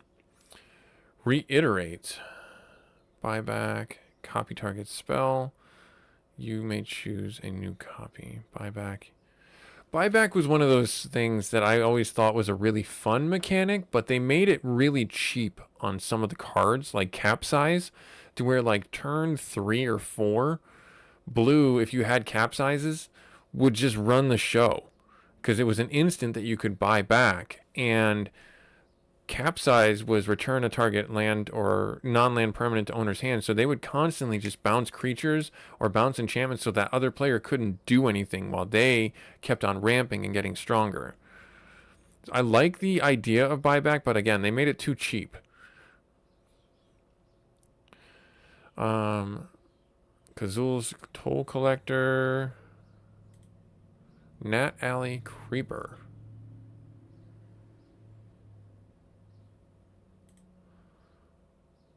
Flurry of Horns. Okay.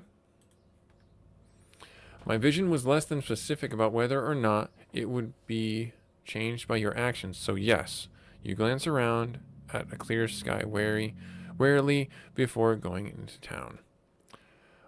A slight whistle alerts you to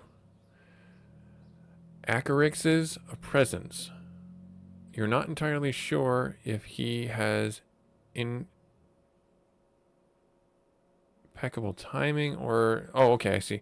All right, you're not quite sure if he has impeccable timing or if he watched you complete your most recent job, but it appears that Sir Donovan has more work for you. Acarix's furrows his brows, which for a brief time makes his youthful appearance fade into maturity. Boss says you're no mere hedge wizard, so I presume you understand somewhat of what spells actually do. You wonder where this is going, but simply nod for the moment.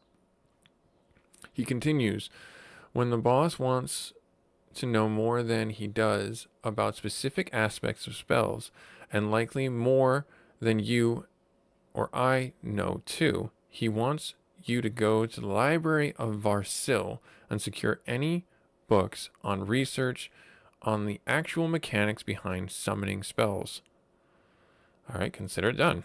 Just end that right there. I mean, we're going to do it. It's the main quest. We kind of have to do it. Yeah, we have to do it. We kind of have to do it. Did that check the box for all the other visions? It did. Okay. All right, so we have to check out... No, it didn't actually. Oh. Ew. Where do we have to go now? We have to go all the way up here? Where did it put Visions of Destruction? Wait, hang on. Track. Map. All the way down there. Where's the center? Might be faster. It'll be faster to go here to here. Okay. Okay. There. Use. Yes. Off we go. Here. Map. So that put me a little closer. Alright, now we gotta make our way. Oh, no, I don't want to go into that fortress. As much fun as that looks, don't wanna. Not yet, anyways. Some creatures that are literally stuck in lava over there.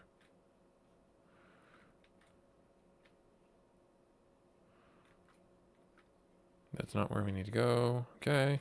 Let's go around this way, because that naked mole rat is kind of creepy looking. Oh, that's a golem. That's a golem. Trying to avoid random fights, because I don't want to lose any money. Oh, I have to do this goblin camp now, too? What? This isn't a... This is way different. What? Put me over here. What are you? 8 goblins to deal with. Oh my. That is a lot of loot right there. Okay. Here we go.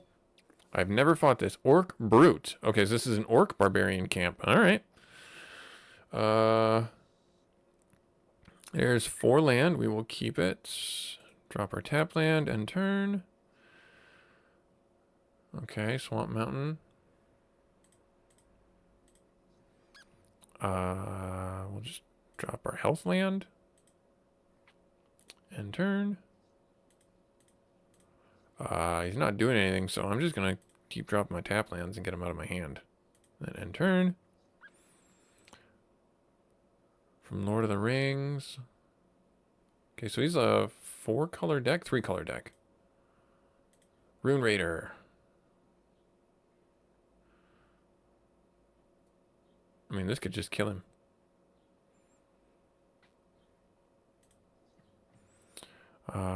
Drop the swamp that we just picked up. Let's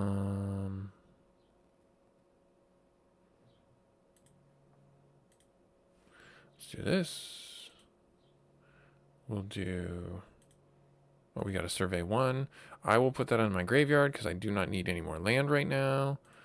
We will equip this to you right there. So now you're a 3/3, so you'll be able to kill that thing if he attacks with it. And we'll end turn. Sprinting War Beast. Attacks each turn if able. Dash. He didn't pay the dash cost. And is returned from the battlefield to its owner hand. Oh, that's actually pretty good. So he did pay for it. Oh, wait, no. Attacks each turn if able. How was he able to cast this? 1, 2, 3, 4. It's a 4-drop. It's a 5-drop, I'm sorry. Oh, he's paying for the dash cost, so it's a 4. Gotcha. Okay. That sucks. I think I'll take this out here. Oh, nope, I clicked OK again. Now I'm going to eat 9 damage, 8 damage.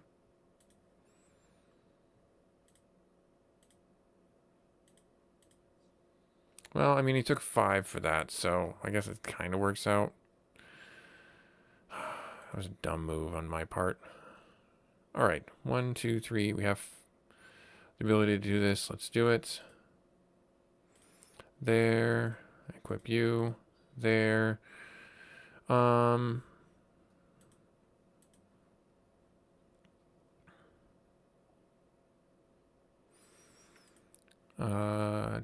He's gonna have the dash creature again. But if he hits me and takes a bigger hit, that's probably good.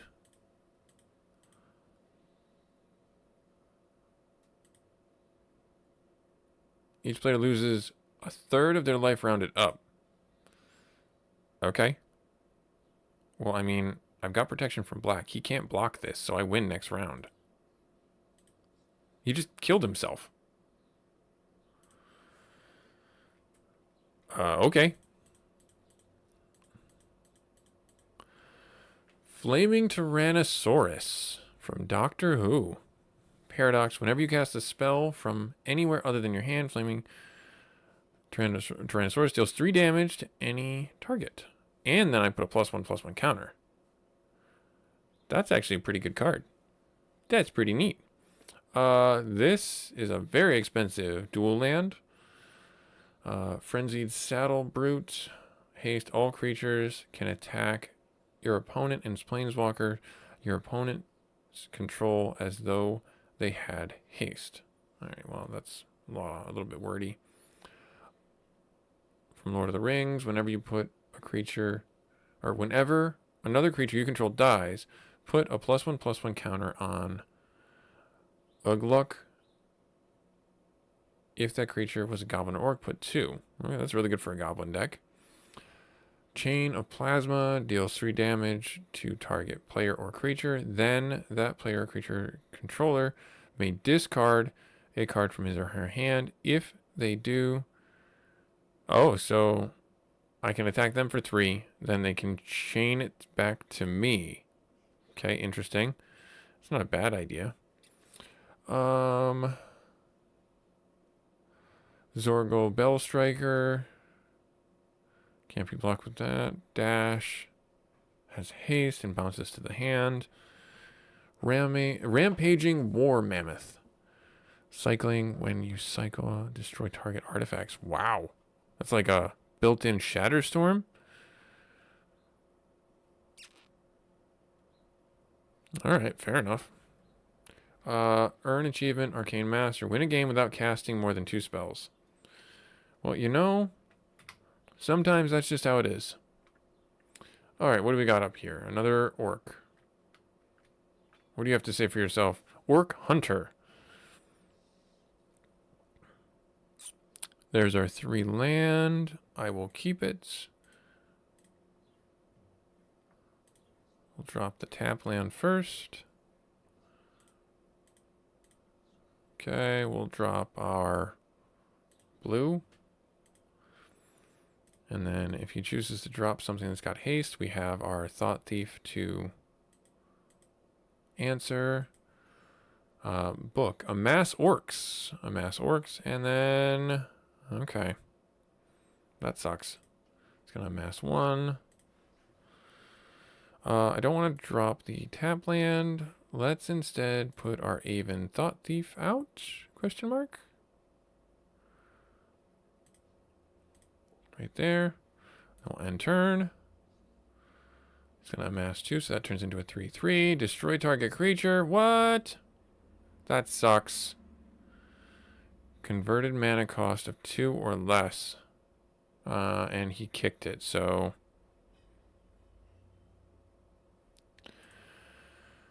Alright, fine. We'll take the 3. Have no choice. We are getting all the land that we need to do anything. I'm going to have him sacrifice his orc, because he's a big jerk. Okay? And then... That's ending my turn. He's got no orcs to amass. He's dropping a land. Okay. Sure shots. Whenever a creature enters the battlefield, target opponent's creature gets -1/-1. Oh, so this would be really good with his deck, because he can just keep summoning creatures and kill my creatures. So that sucks. Drop a swamp. Let's kill that. Let's bring out Andruil. Let's equip here, and let's attack. There, good. Brutal Horde Chief. Whenever a creature you control attacks, defending player... Oh, wow. That sucks. That sucks a lot. I don't have a response to that. 1, 2. There. I kind of want to save this. Save mana to bring out Thought Thief. Flash it in at the end of his turn, and then I'll equip Andruil onto him and the axe, and we will no. Call back. No, I don't want to do that. Yeah. Yep, so we're going to take the damage. I don't really have a way of blocking that, but I will auto cast this guy out.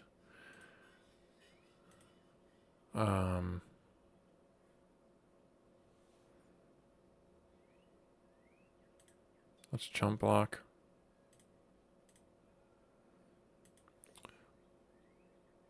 Fall of Care Andros. Whenever a creature an opponent controls is dealt combat damage excessive damage to mass orcs.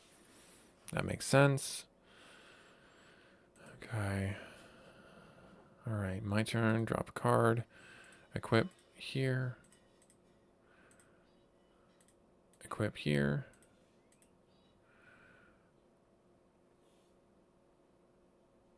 Bring in Andrew or Crydell. There, we do have the city's blessing. I will Alpha Strike. No, I'll just do this. Right here. There. Okay.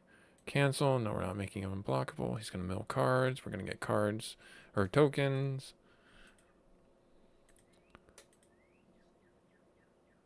It's going to do 7 damage. Shucks.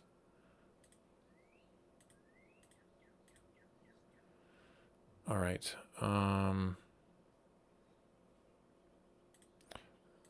to you.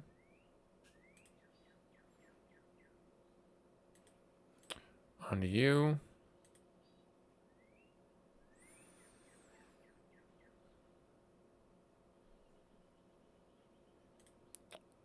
And then we strike again. We'll make him unblockable. Auto. Love you. Have a good day. Wife is off to work. Down to 3. Magic Bandit. We will bottom deck that. 7 damage. Okay, how can I make this work? 1, 2, 3, 4, 5, 6, 7. So I have the ability to do 1, 2.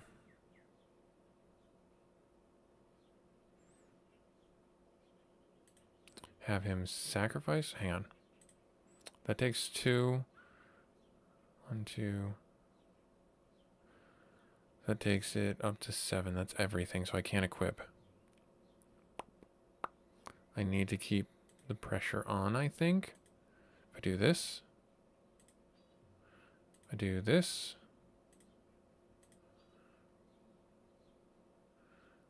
I do this.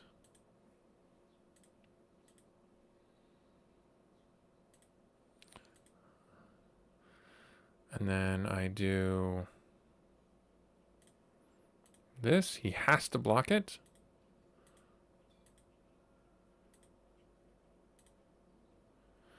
Taking out that.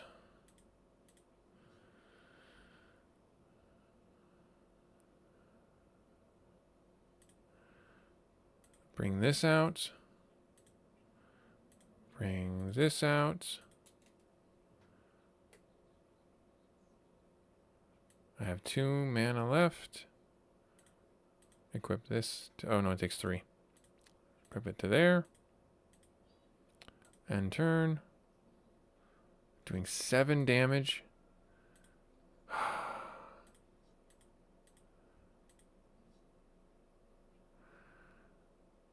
I've got him. Okay, I've got him. So how I need to win is at the end of next round, I need to flash this in when he's tapped out. For 3. So 1, 2, 3. Excuse me. Okay, so I will draw a card. Okay, loyalty counter there. So I need to keep 3.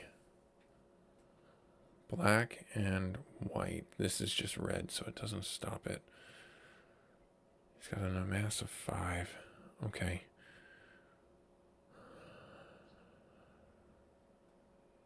So if I bring this out.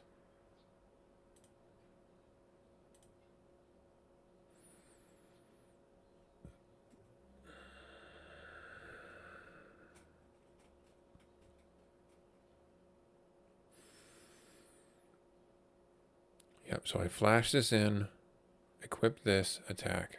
Unless he's got a response, I think we win. So I'll end turn. Yep, he's planeswalkering. He's hitting this with... Oh, okay. He can't do this. 1, 2, 3. Yeah, he can't do this.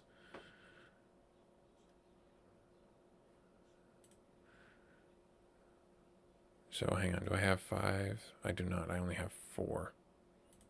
So then I will bring you out. And then I will end turn.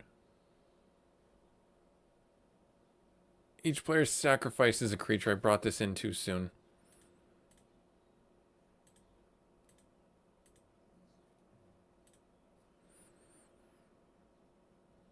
However,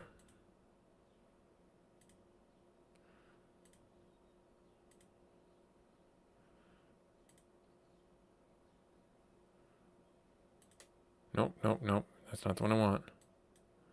This one. That makes it an 8-8. So that means it gets around. Oh no, he sacrificed it. Okay. All right. Black, blue. That is what my mood is right now. I think we are okay.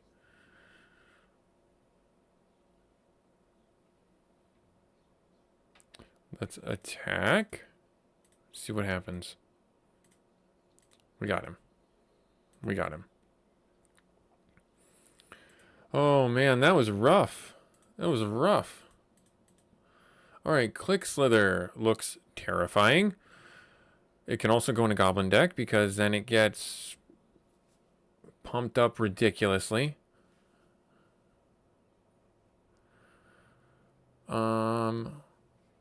Hazoret's Undying Fury. Shuffle your library. Exile the top 4 cards. You may cast any number of non-land cards with converted cost of 5 or less from among them without paying their mana cost.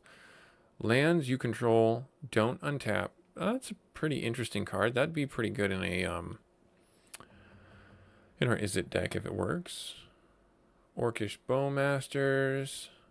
Yeah, whenever Orc Bowmaster enters battlefield, or whenever an opponent draws a card, except the first one they draw each turn on their draw step, they deal 1 damage.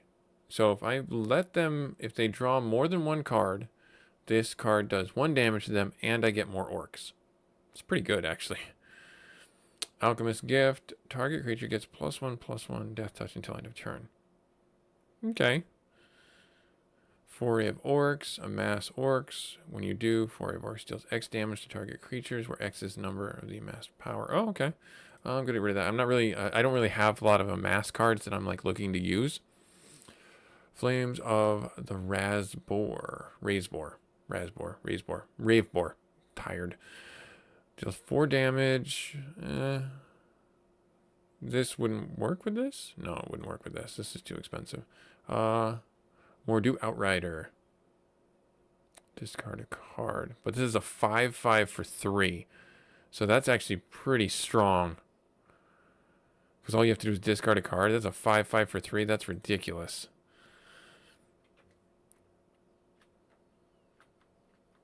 Okay, take our shards. There's some more over here. And then we can go down and fight another Orc Hunter. Let's do that. 4 lands. I'll keep it. Drop our tap land and end turn. Yep.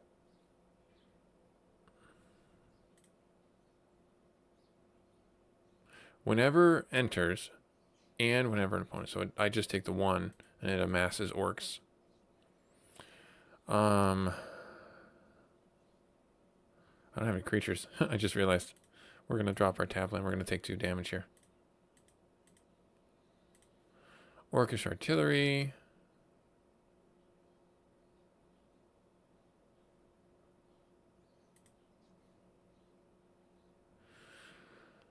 I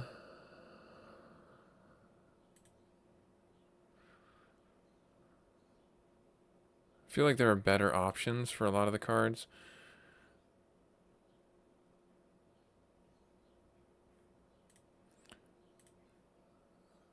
Take this guy out.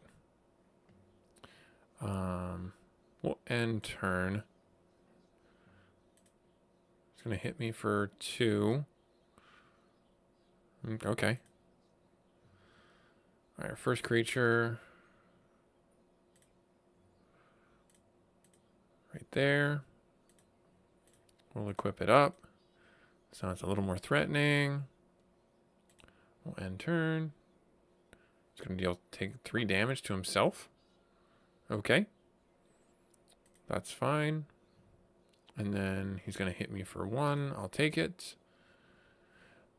Yep, that's gonna go right about now.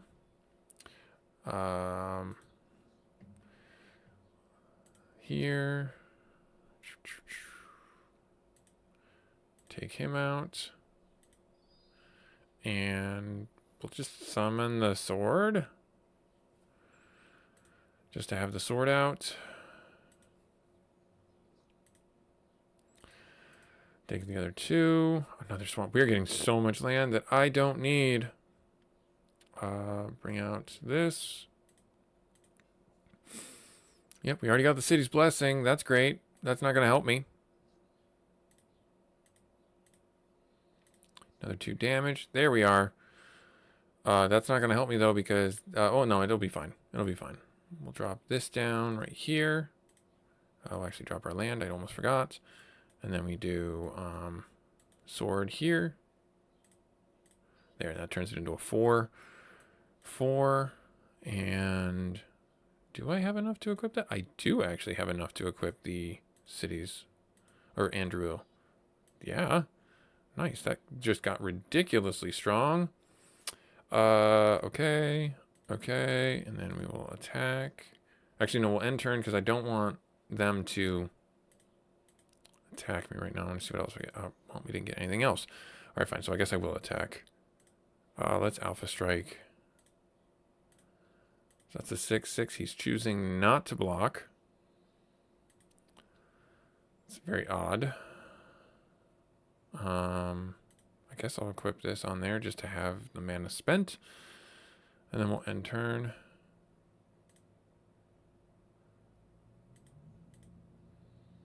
Marauder. Double strike whenever it deals combat damage. Play exile the top when you may play that. Yep, so that's gonna go.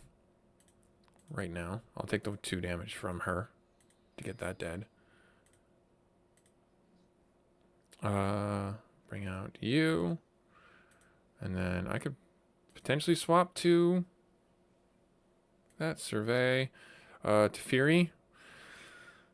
Yeah, I'll keep that on my library.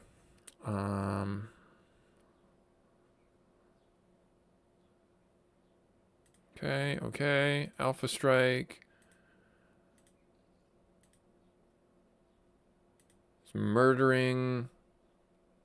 He has to murder this because this has protection from black. Nice chump blocking. Okay, end turn. Hitting me for 1. Sure shot.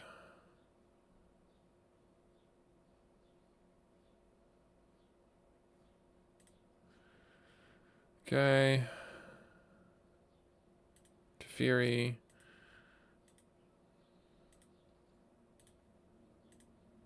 Draw a card.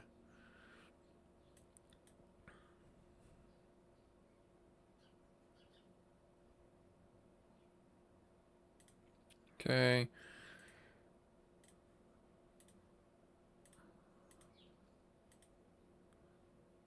I win. Just chose to let me win there. Okay, cool. All right, so Lava Burst. Perfect for an Is It deck. Bloodchin Fanatic. Sacrifice another warrior. Yeah, we'll get rid of that. Tyrant's Familiar. Haste Lieutenant. As long as you control a commander. That's not going to really work for us here. The Blood Crypt. Belligerent of the Ball. Celebrate at the beginning of your combat on your turn. If 2 or more non-land permanents entered the battlefield under your control, this turn, target creature gets menace and +1/+0. We'll get rid of that. Blood Chief's Thirst. So this is actually pretty good. We can choose it to remove a card, and if we kick it, we can actually just outright kill it. Okay, and then Ironclaw Orcs.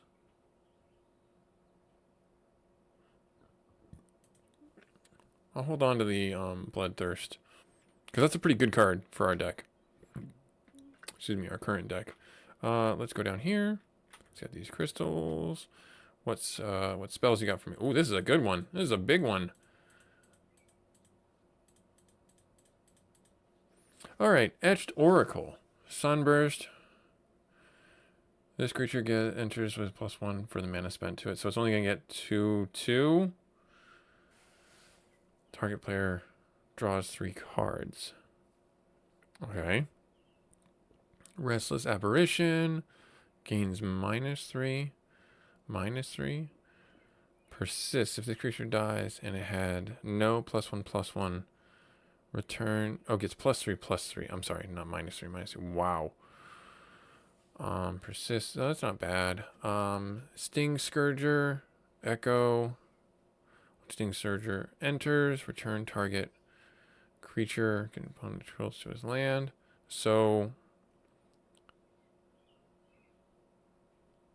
Alright, so its echo is pretty high. I don't think that's going to be worth it. Siphon Life. Target player loses 2, you gain 2. Retrace. You may cast this spell from your graveyard by discarding a land in addition to its cost.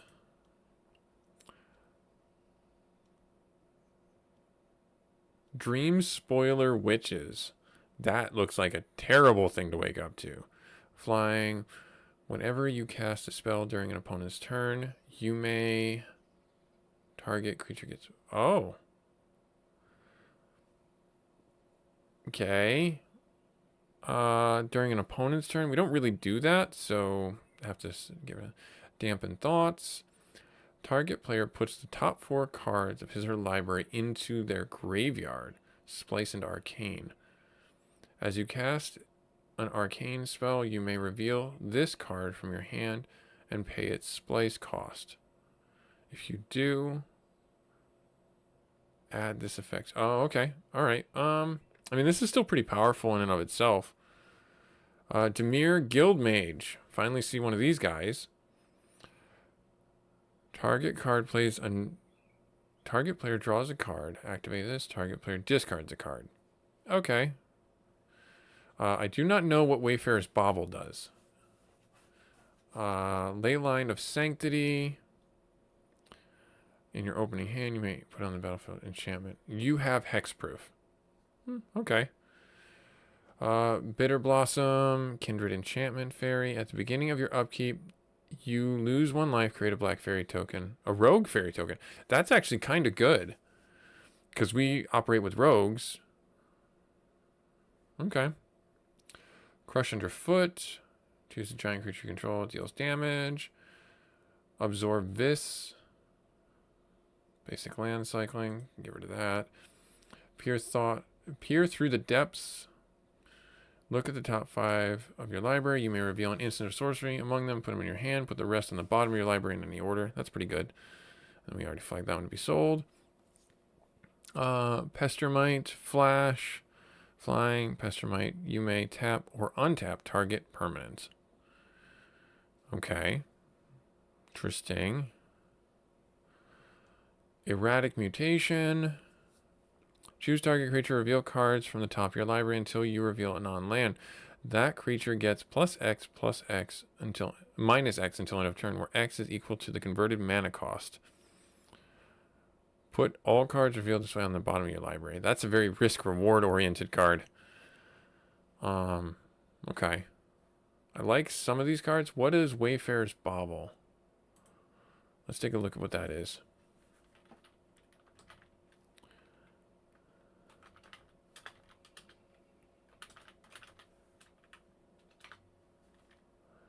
Yeah, Wayfarer's Bauble. What does that do? Sacrifice Wayfarer Bauble. Search your library for a basic land card. Put it onto the battlefield, then shuffle your library. Okay, so it's a land fix. That's not bad. Yeah, that's not terrible.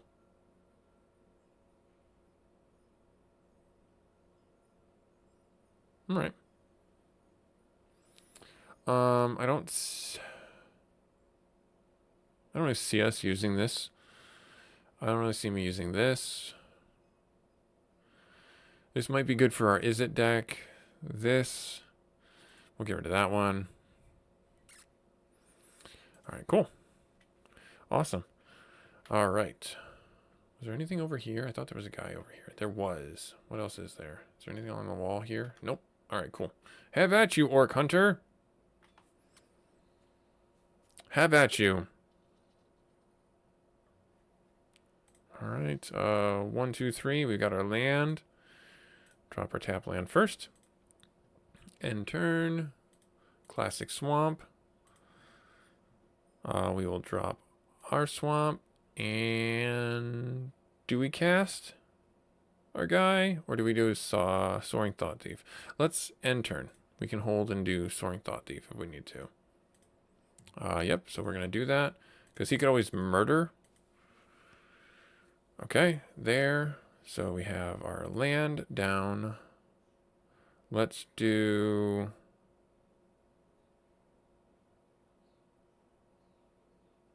Let's survey. Let's see what we got. Coming next. Another swamp. We need that. We will equip here. And we will attack for 3 and mill. Have him mill 2. Takes that. Good. Excellent. Excellent. All right, and then he dropped a tap land. There's that swamp we saw. Let's bring out Larcenist. And then we will just attack with everyone. He mills 2. He'll take 4. End turn. And then... Oh, gosh. This thing. You can't really do too much with it, which I'm fine with.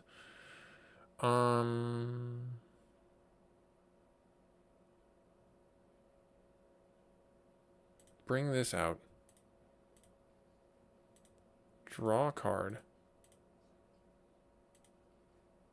We already placed a land, right? We did. That's fine. And then we will attack with everyone. That's fine. Fury gets another loyalty counter.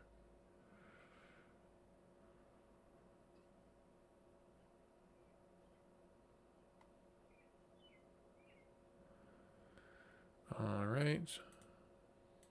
There. And we will end turn. The Bowmasters. They're going to hit to Fury. We're going to amass.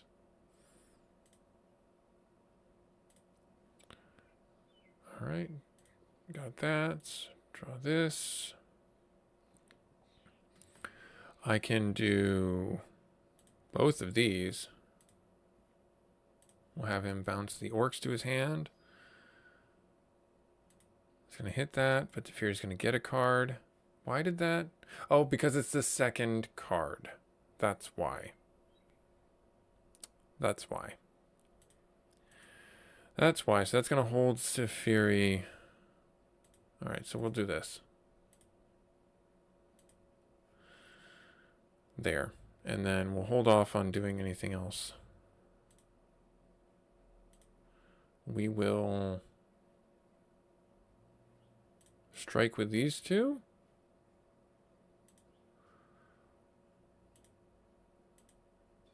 Yep, chump block, that's fine.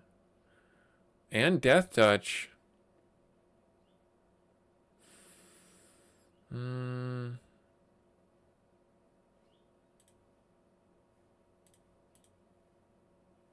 hang on. This. No. There. Auto pay. Gone. And then that still lives. Yep. Ironclaw orcs. We'll resolve those both. Right there. Okay, and then if we kill this, that stops him from amassing. Draw a card. Loyalty counter and increases that one. I did not play a land yet, so I'll play that. And then I can just drop this guy. Hopefully he doesn't have a board wipe. But I think I got him. I think I got him.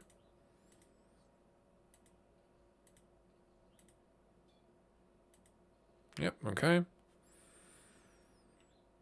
And then what do we got here? Goblin King. What are you? Other goblins have mountain walk and +1/+1. Pretty good card. We already have one of those. That's going to get flagged for being sold. That's fine. Smash the smithereens to destroy target artifact, and then it does damage to its controller. Ether Torch Renegade enters with charge tokens. Pay charge token, deals 1 damage to any target. Deals 6 damage. I don't know how to get more charge tokens, so we don't have anything like that.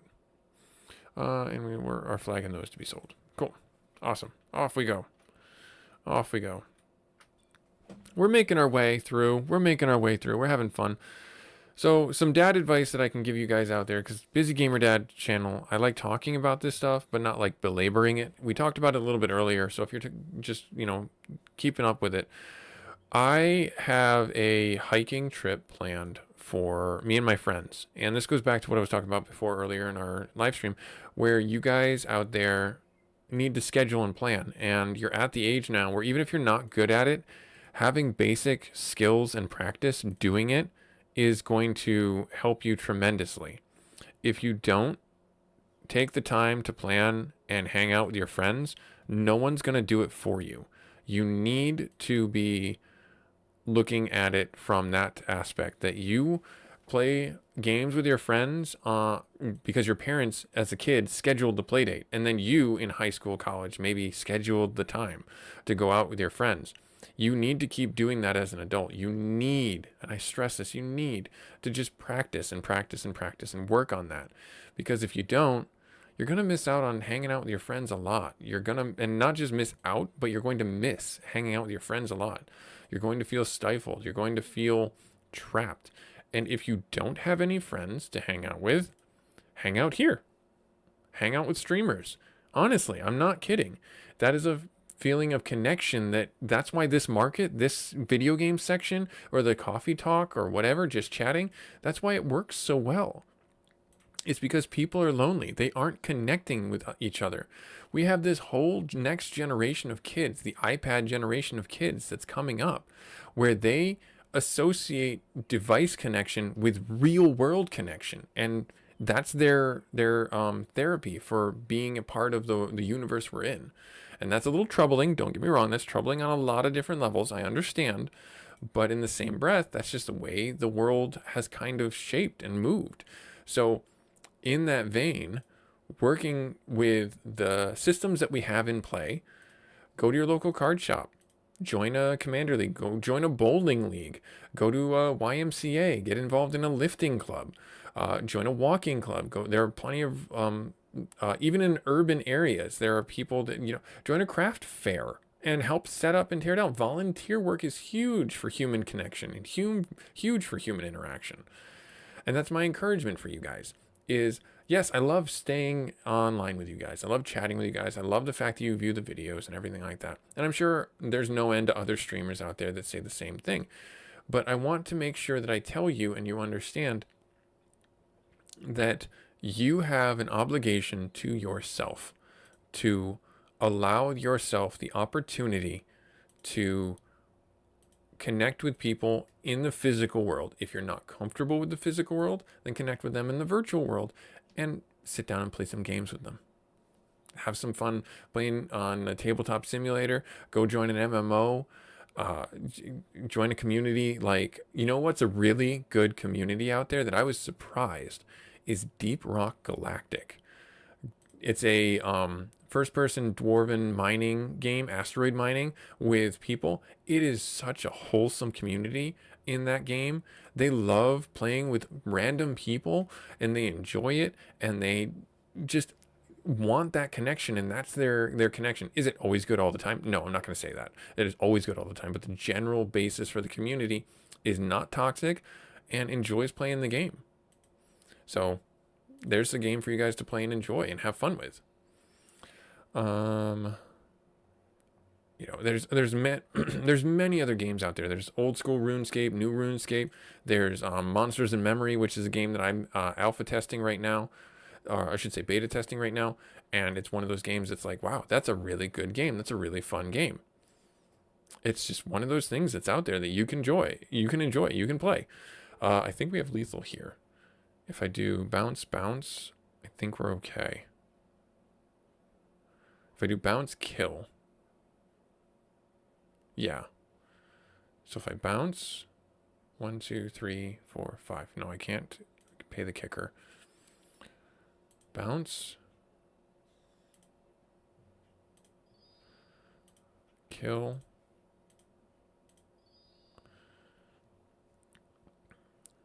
And attack. We've got lethal. Nice. Good. So, just some food for thought. Think it over.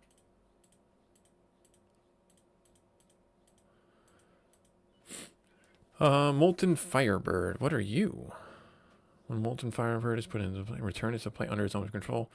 Oh, okay. That's not a bad one. It's Phoenix. Just like another one. Whenever a goblin or orc you control, deals combat damage to a player, exile the top card of the library, you can play it. Okay.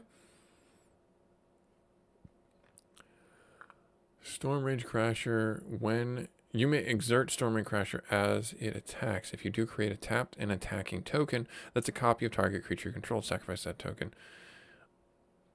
Won't untap during its next turn. Okay. Release the gremlins. Destroy target artifact. Create X. Oh, okay. So this is a fun little Shatterstorm kind of spell. I'll hold on to it in case I run into something like Karn or someone. Or Artificers. I'll hold on to this guy here too. Alright, cool. We have 3 more left. And then I think we're going to call it a episode. We'll play. We'll see how this goes, I should say. We will keep. We mulliganed. That sucks. That is unfortunate for them.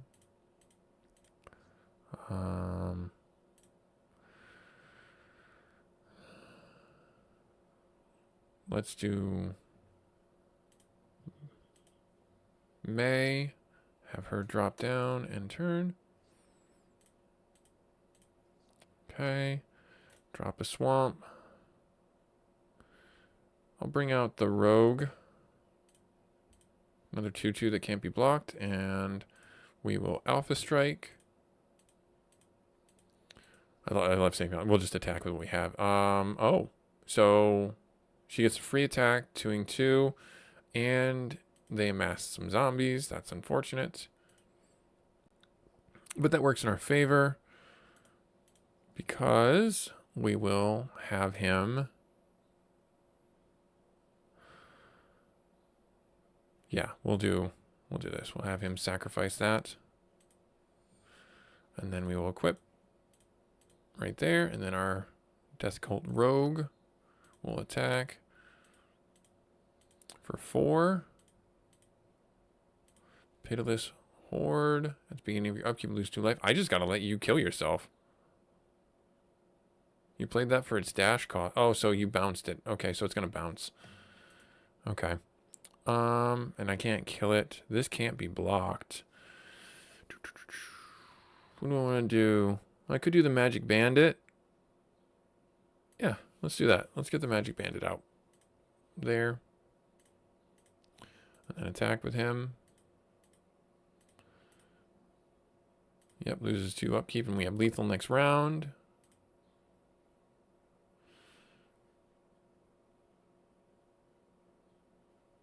Whatever, could you? Yeah, so. Yeah, we've got him. I don't see how he wins this.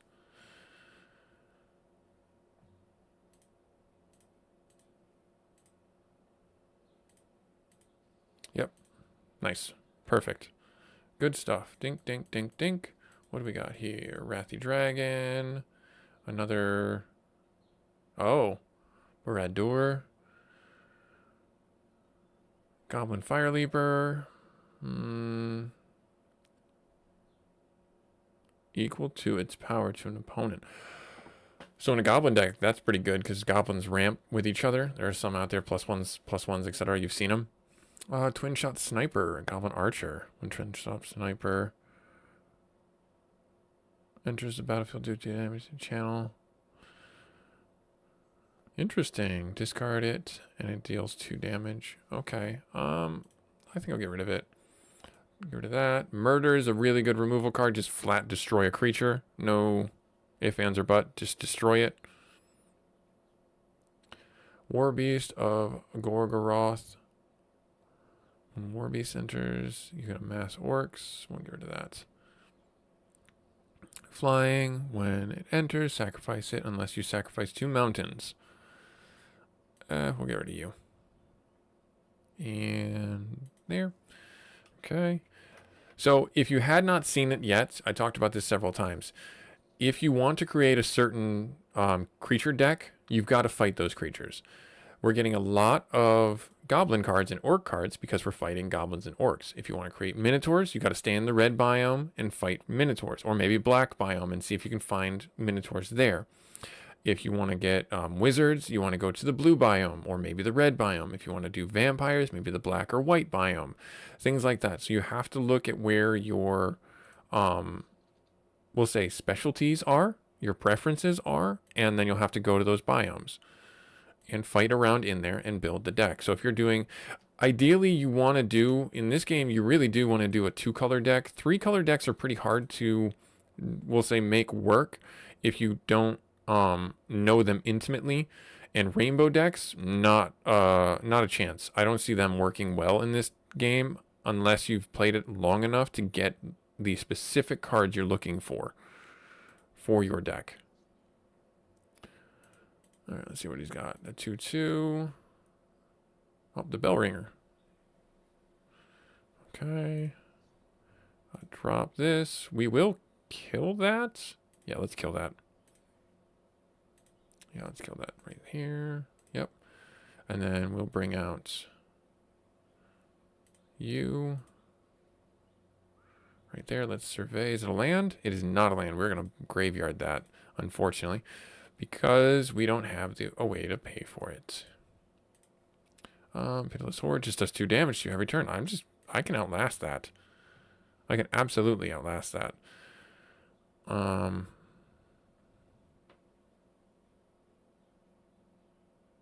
Maybe not. Maybe not. I'm rethinking. Let's take it out. Let's take it out now.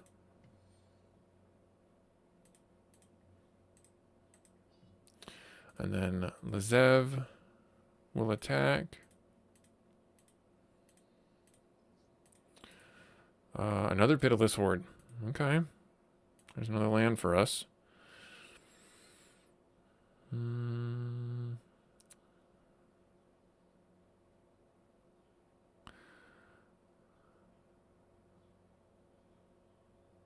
Let's bring out the Magic Bandit.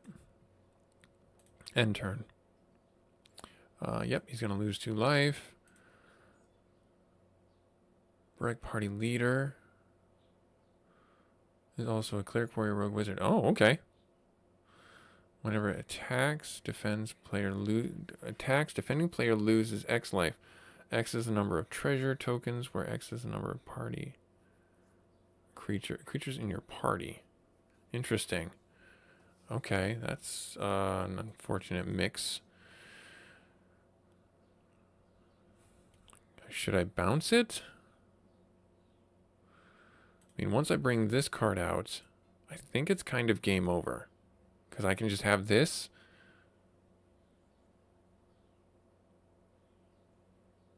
Onto him. And we can just start hitting him for a lot of damage. Let's end turn. Yep, he's going to lose another 2 life.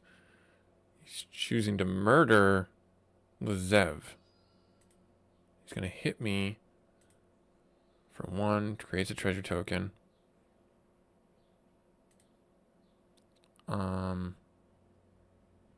No. I won't block. Okay.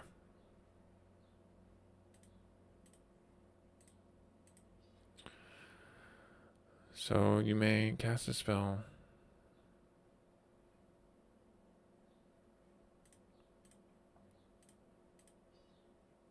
I think he has to chump block here.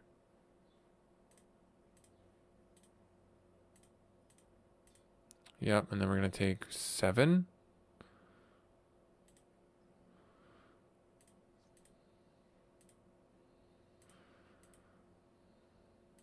Another artillery. I can't attack again. Unless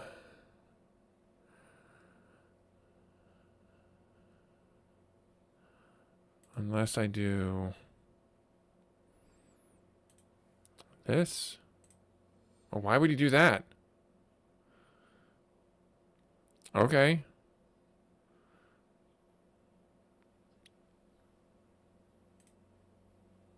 All right, he chose to do that.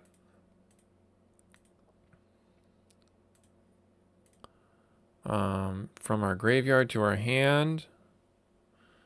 Lazev.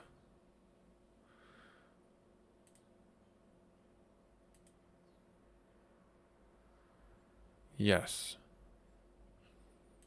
So we create a copy of that. Where is that exactly? How can I cast that? Why can I not cast that?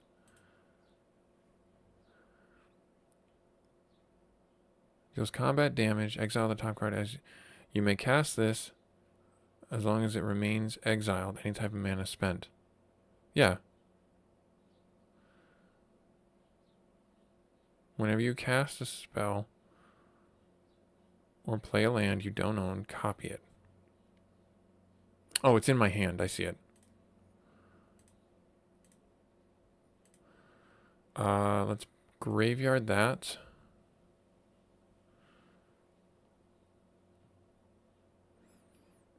And turn. 2 damage and we win anyways. I was so focused on that transaction I wasn't even paying attention to how low he was. Delete. Delete target. Or delete damages each non... Oh! And creature. So even myself. Okay. Bellringer. Cinder Cloud. Target creature. Void creature is put in the graveyard. Equal to that. Another murder. War Beast we're selling. We're selling that. Push to the limit from Aether Drift. Return mount creature card from the graveyard to the battlefield. Sacrifice at the beginning of the next step. Artifact creature to take gain haste. Alright, fair enough. Last one. Let's see. It's like perfect timing too. Alright, we're going to play. We have 1, 2, 3 mana. End turn. Or not end turn. We will play. And we will end turn there. Alright, yep, there's another brute. That's fine. Drop this. Bring this out. Take that out. There. End turn. There. Got the Thieving Aven. That will be the artifact, or the, I say, absorber of much hate. But that's okay. I will bring him out. Pitiless Horde. Why? I don't know. I want to remove that. I can't actually do that. Cancel. What I could do is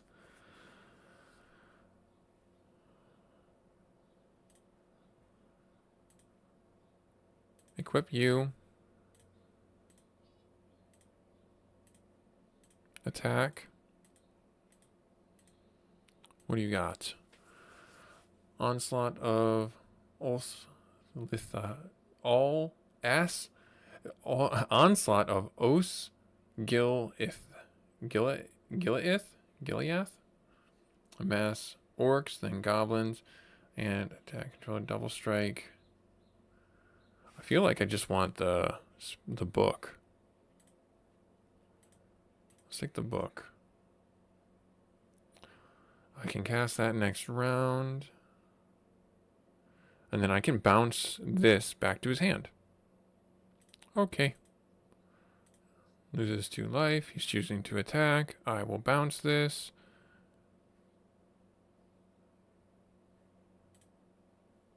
Back to his hand. Auto pay. Right there. Good. He's choosing to bring it out again. There's a land. Not another swamp, unfortunately. Let's bring this out. We can amass an orc. And that's all there. Here, hit for 4. What else you got? Oh, definitely. I'm taking this. I'm absolutely taking that away from you.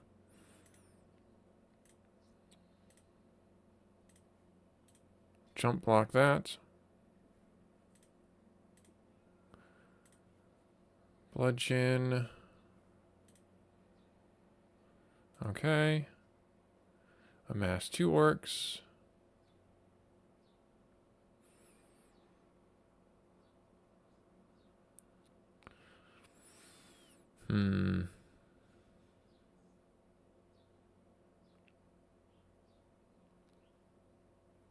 Let's cast it. Put the token on it. There. Whenever a creature an opponent controls is dealt excess damage, amass orcs. Yeah. I think that's really what I wanted to do there. I think that was the right play. Here. And then we will attack again.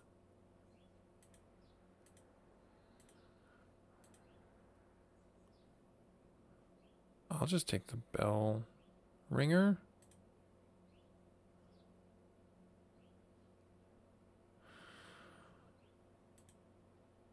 Or do this. There. End turn. Deals 2 damage and we win. Nice. Perfect.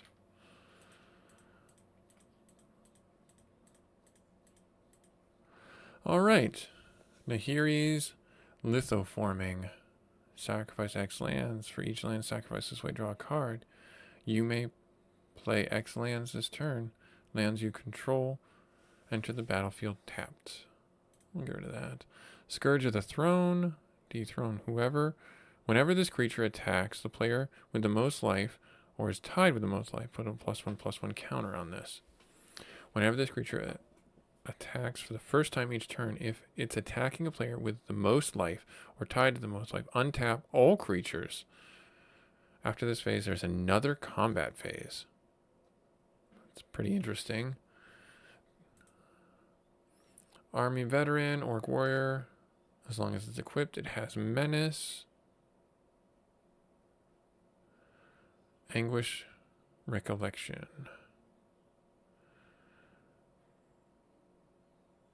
Discard a card if you do seek cards that don't share a card type with a discarded card. That could be good for fetching cards. Hey, we got that one weird card that could fall there. I kind of want to hold on to this legendary orc because they seem like they're pretty good.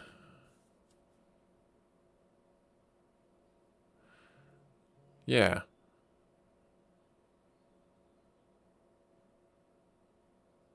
Yeah. Okay. Yeah. All right. If I have a way of generating treasure tokens, that card gets really stupid good. All right. So the barbarian camp falls silent like we did before. And now we just got to go collect the loot and we'll be done for the day. Ooh. Artist, Oracle of Half-Truths. Menace. When Atris, Oracle of Half-Truths, enters the battlefield, target opponent looks at the top 3 cards of your library and separates them to face-down piles and a face-up pile.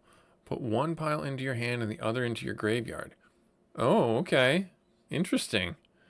That's a very interesting idea. Shared Animosity. Whenever a creature you control attacks, it gets +1/+0 till end of turn for each creature. Okay. Jace's Erasure. Whenever you draw a card, you may have target opponent put the top card. Oh, that's definitely good.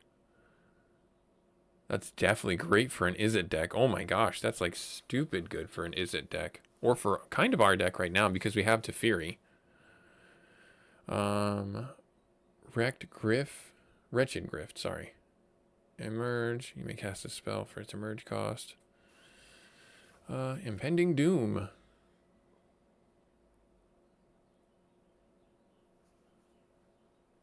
Enchanted creature. If the crane deals 3 damage, okay. Fraying Omnipotence. Each player loses half their life. Half the cards in their hand, then sacrifices half the creatures. Radagast! Oh, what a humble wizard you are. Ward 1. Beasts and birds you control have Ward 1. Whenever you cast a spell with mana value 5 or greater, choose one. Create a bird or create a bear token. I'll get rid of that one. I don't see myself using this. That one's sold. This is going to be crazy good for our deck. I will sell that one too. All right, some monies. What do we got here?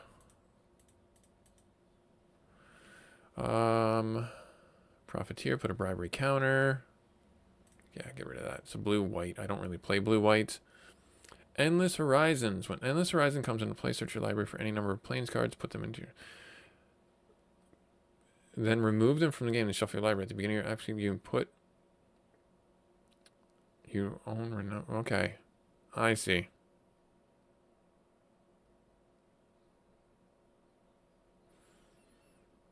Yeah, alright, so maybe. Tempted by the Auric. For each opponent, gain control of up to one target creature or planeswalker that player controls. Okay. A Rook turret. Whenever an artifact you control enters, draw a card. If you do, discard a card. Cursed Windbreaker. When Cursed Windbreaker enters, manifest dread. Then attach Cursed Windbreaker to a creature. Look at the top 2 cards of your library. You put one of them on the battlefield face down as a 2/2 creature, the other in your graveyard.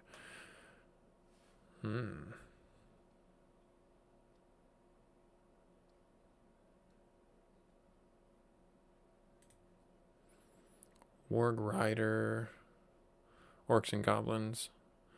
At the beginning of your combat. Just flat at the beginning of your combat, you gain orcs, 2 orcs. I mean, that's not bad. But that's also very risky.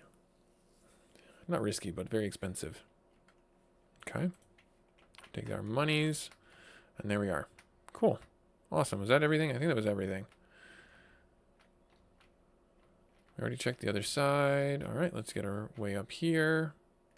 Leave here, and then we'll call it an episode.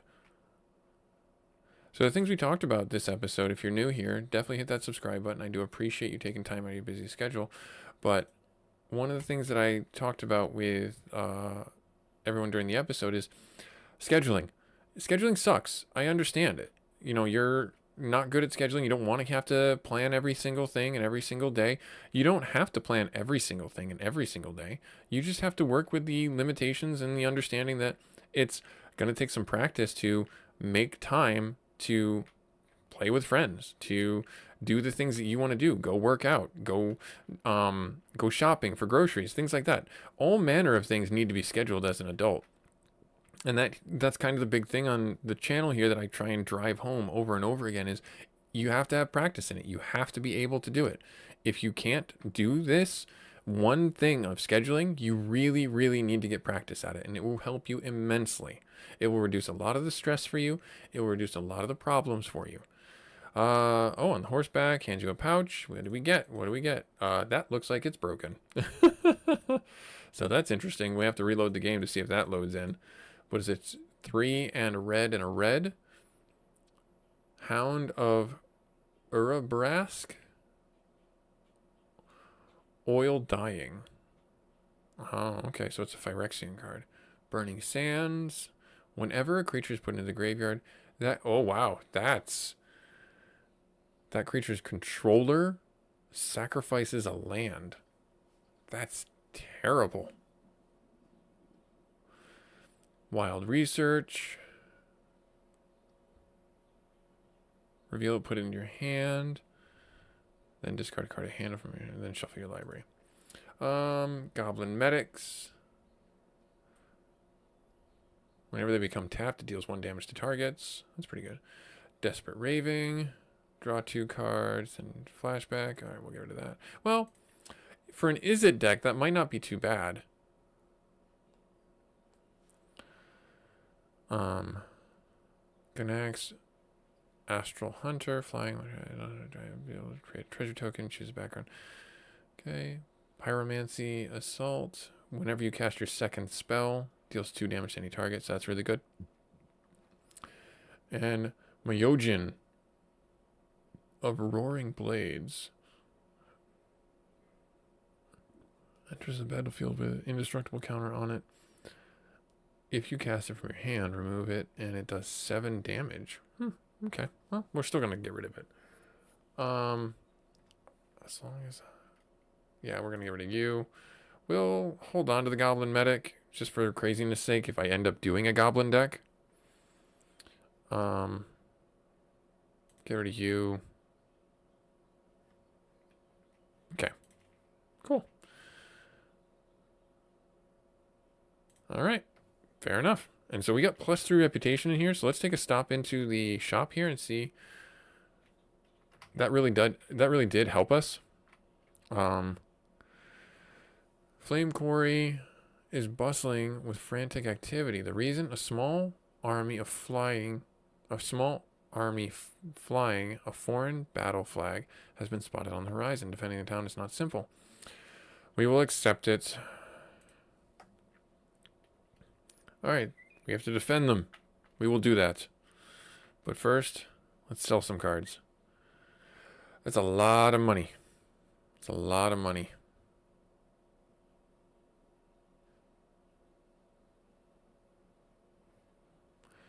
Let's see here. What is the one?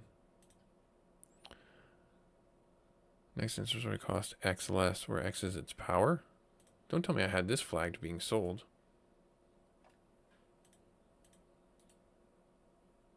I did. Why? Why did I have that one being sold?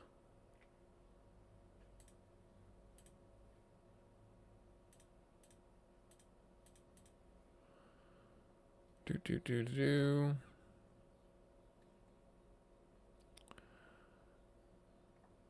think we can flag this one to auto sell. Is it in the auto sell pile?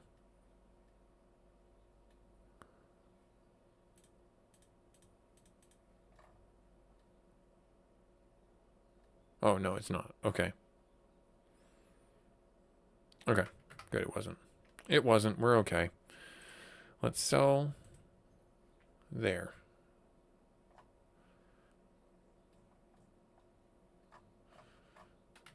Okay. Edit.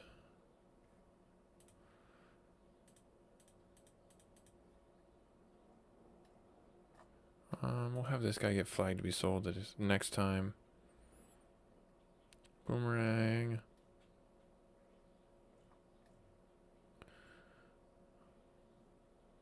Helldozer is a pretty nice card. Languish.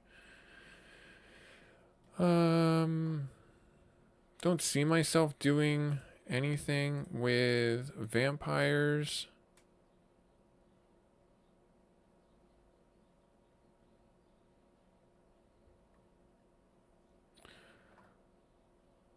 And let's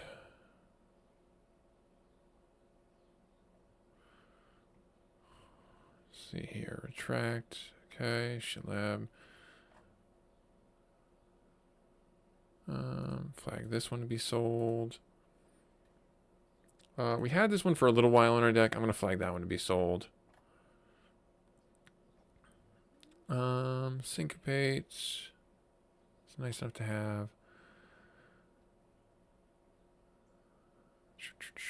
Vincent Valentine. Now, why? Let's go down the list.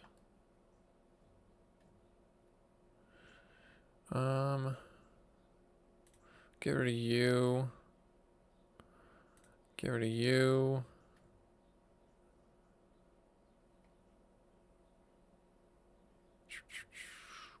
What else do you see that's not really too worth it? I like that art for Goblin Chieftain over that guy.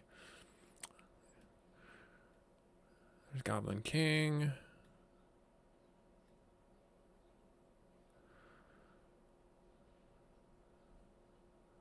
All right. Oh. Something just blew off my desk. All right. Keep going through, making sure. Sell one of these. Not that they're worth terribly much.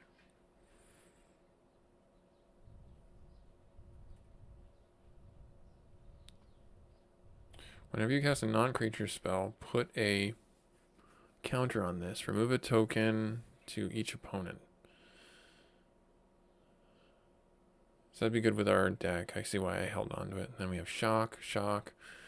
Okay, 3 shocks. I'll get rid of 1. I'll get rid of this one. To each opponent. Shatter Smithereen, Spark Spraying. Swallowed by Leviathan, Syncopate. Tybalt. It's not necessarily something we need. Underworld Breach, I'm glad I have.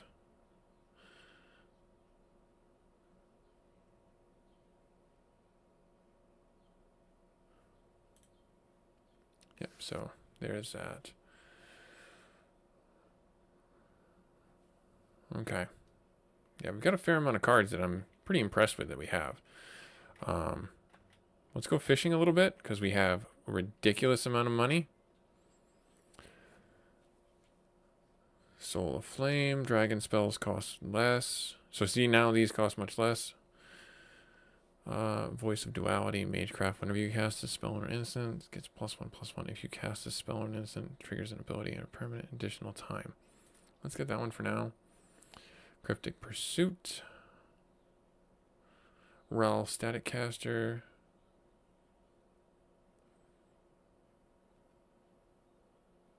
Whenever it attacks, if you control Planeswalker.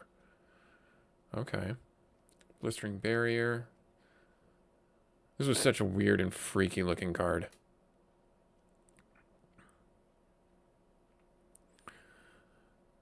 Genasi Enforcer.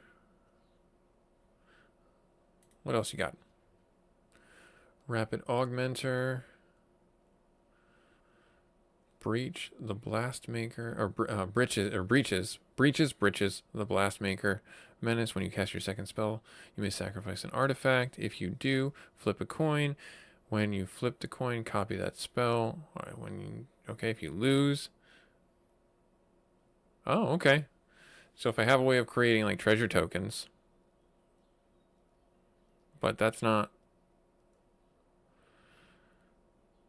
deals damage equal to that spell's mana to any target. So yeah, I guess treasure tokens would qualify. Tundra. Spellgorger Barbarian.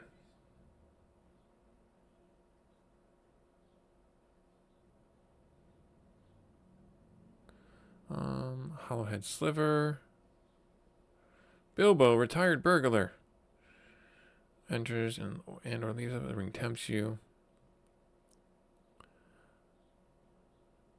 Oh, he creates a treasure token right there. There's my thing. Glitter Drake. When Gleamer enters, investigates. When you sacrifice an artifact, put a token on Glitter Drake. Okay. Let's do one more time. Riptide, Rogue, Prowess. Other creatures have prowess. This is actually pretty good for an Is It deck, I think. Food Fight, artifacts you control, sacrifice. It deals damage equal to any target, +1 for the number of food permanents named Food Fight you control. Unnerving Assault. Spellheart Chimera. Ye Old Disintegrate. Or sorry, Incinerate. I'll take that. Call to Mind. Fiery Finish. You an assassin as long as it's your turn. Has first strike, rope dart. Tap 2 artifacts. Deals 1 damage to an opponent. I mean, sure, why not? We have the money. Alright, so now from here, this is where I gotta be somewhat creative. And be like, alright, cool, what do I want to do? Well, let's go back to the blue land. And let's go up here. Because they got some artifacts. So that's on our right hand. This is our neck slot. That's our body armor. So, how much? I could sell enough. Oh, I should use this. Huh, I should use that. So that's a 20. So what do we have right now? What do we have equipped? +2. Okay. We got a bunch of those boots. We did have the bronze sword, but currently we have the axe. We have the shield in our right hand. Death ring, etc. We don't have anything in our neck or our headpiece. Teferi's staff in our left hand. So we lose the axe. But bonus reward enemy's deck. So, I mean, yeah, I think I want to try this out for a little while. And then, let's see here, go to, what do you have here? These are the weapons, okay. Yeah, so we need something for our neck piece and for our, yeah, okay, these are money. All right, so we need something for our neck piece. Traveler's amulet and our headpiece. We don't have anything here. Right, and boots. We could get these. These are 30 plus 1. Wait, don't we already have those? Yeah, 30 plus 2. Okay, yeah, so we're already good.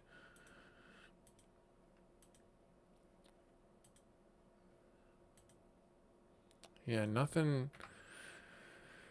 I guess we could get the neck piece. Traveler's amulet and just have it. Like, what? I don't see why we wouldn't. Or we go fishing. We'll do that next episode. We'll do that next live stream. We'll take a look at what we can get. Let's see here. So if we do this, so if I take out these 3, 750 bucks, and I can filter on cost, I can do rarity. That jumps up quite a bit. 48 possibility. Mythic is 20 possibilities, 20 possibilities. Okay. 6 possibilities for uncommon cards. Or no, that removes uncommon. So if I remove these, 2 possible choices. Oh.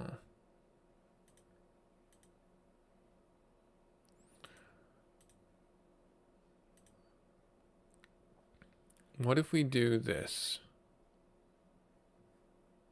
Let's see what we get. Brazen Boarding. Deals 4 damage to target creature. If excess damage, conjure a card with mana value equal to that excess damage from Brazen Boarding's spellbook onto the battlefield. If that excess is 4 or greater, instead conjure a card named Admiral Beckett Brass onto the battlefield. Okay. We can refund it or we can take it. What happens if we refund it? We get a very small amount back. All right, what about, let's try again. Raw Outburst. To any target, look at the top 2 cards. Put one of them in your library and the other one in your graveyard. I'll take that one. And then that increased it quite a bit. So if I remove the commons, or focus on the commons, that's 82. If I focus on this, the rares, what about if I focus on these? So it doesn't do it by selection. What is this? What was that card? Let's see what that single card was. Click here, here. One possible choice. What is this? Eris, Roar of the Storm. This spell costs 2 less for each instant and sorcery among the cards. Prowess whenever you cast a second spell. Yeah, we're going to keep that. That's really good for our Izzet deck. We already owned one of them, but still. So then what about this? What does this do for me? Near a Wild Mage. Whenever you cast a spell, you may put it on the bottom of its owner's library. If you do, reveal top card until you reveal none. You may cast that card, without paying its mana cost. Then reveal all cards not cast this way on the bottom of your library. This ability can only be asked. This is ridiculously good. Yeah. Human, elf, shaman, so half elf. Interesting. All right, cool. We'll take it. Nice. All right, well, I'm going to end our episode here. I think this was a lot of fun. Just for argument's sake, let's see what we can get for our current build going. That is not ideal, so we'll refund that. And then we'll try another draw. Can't leave on that one. Whenever you sacrifice a creature, target opponent sacrifices a creature. Okay. I will take it, and then I will sell it, because I don't think we get much by way of refunds anyways. All right, Busy Gamer Dad doing our live stream for our Magic the Gathering. This game is free. If you liked it, hit that subscribe button, hit that like button, promote the video. Let me know how I'm doing. I'm going to try this week to do our Izzet deck. I'm going to build that up and see if I can play around with that and tool something together and have some fun with it. So stay tuned next week for that change of flavor as we go through. If you don't know, Izzet or Prismari, depending on how you look at it, is a blue-red combination deck, and we will see what we can cobble together for that. Like, comment, subscribe, as I said, and we will catch you next week. Later.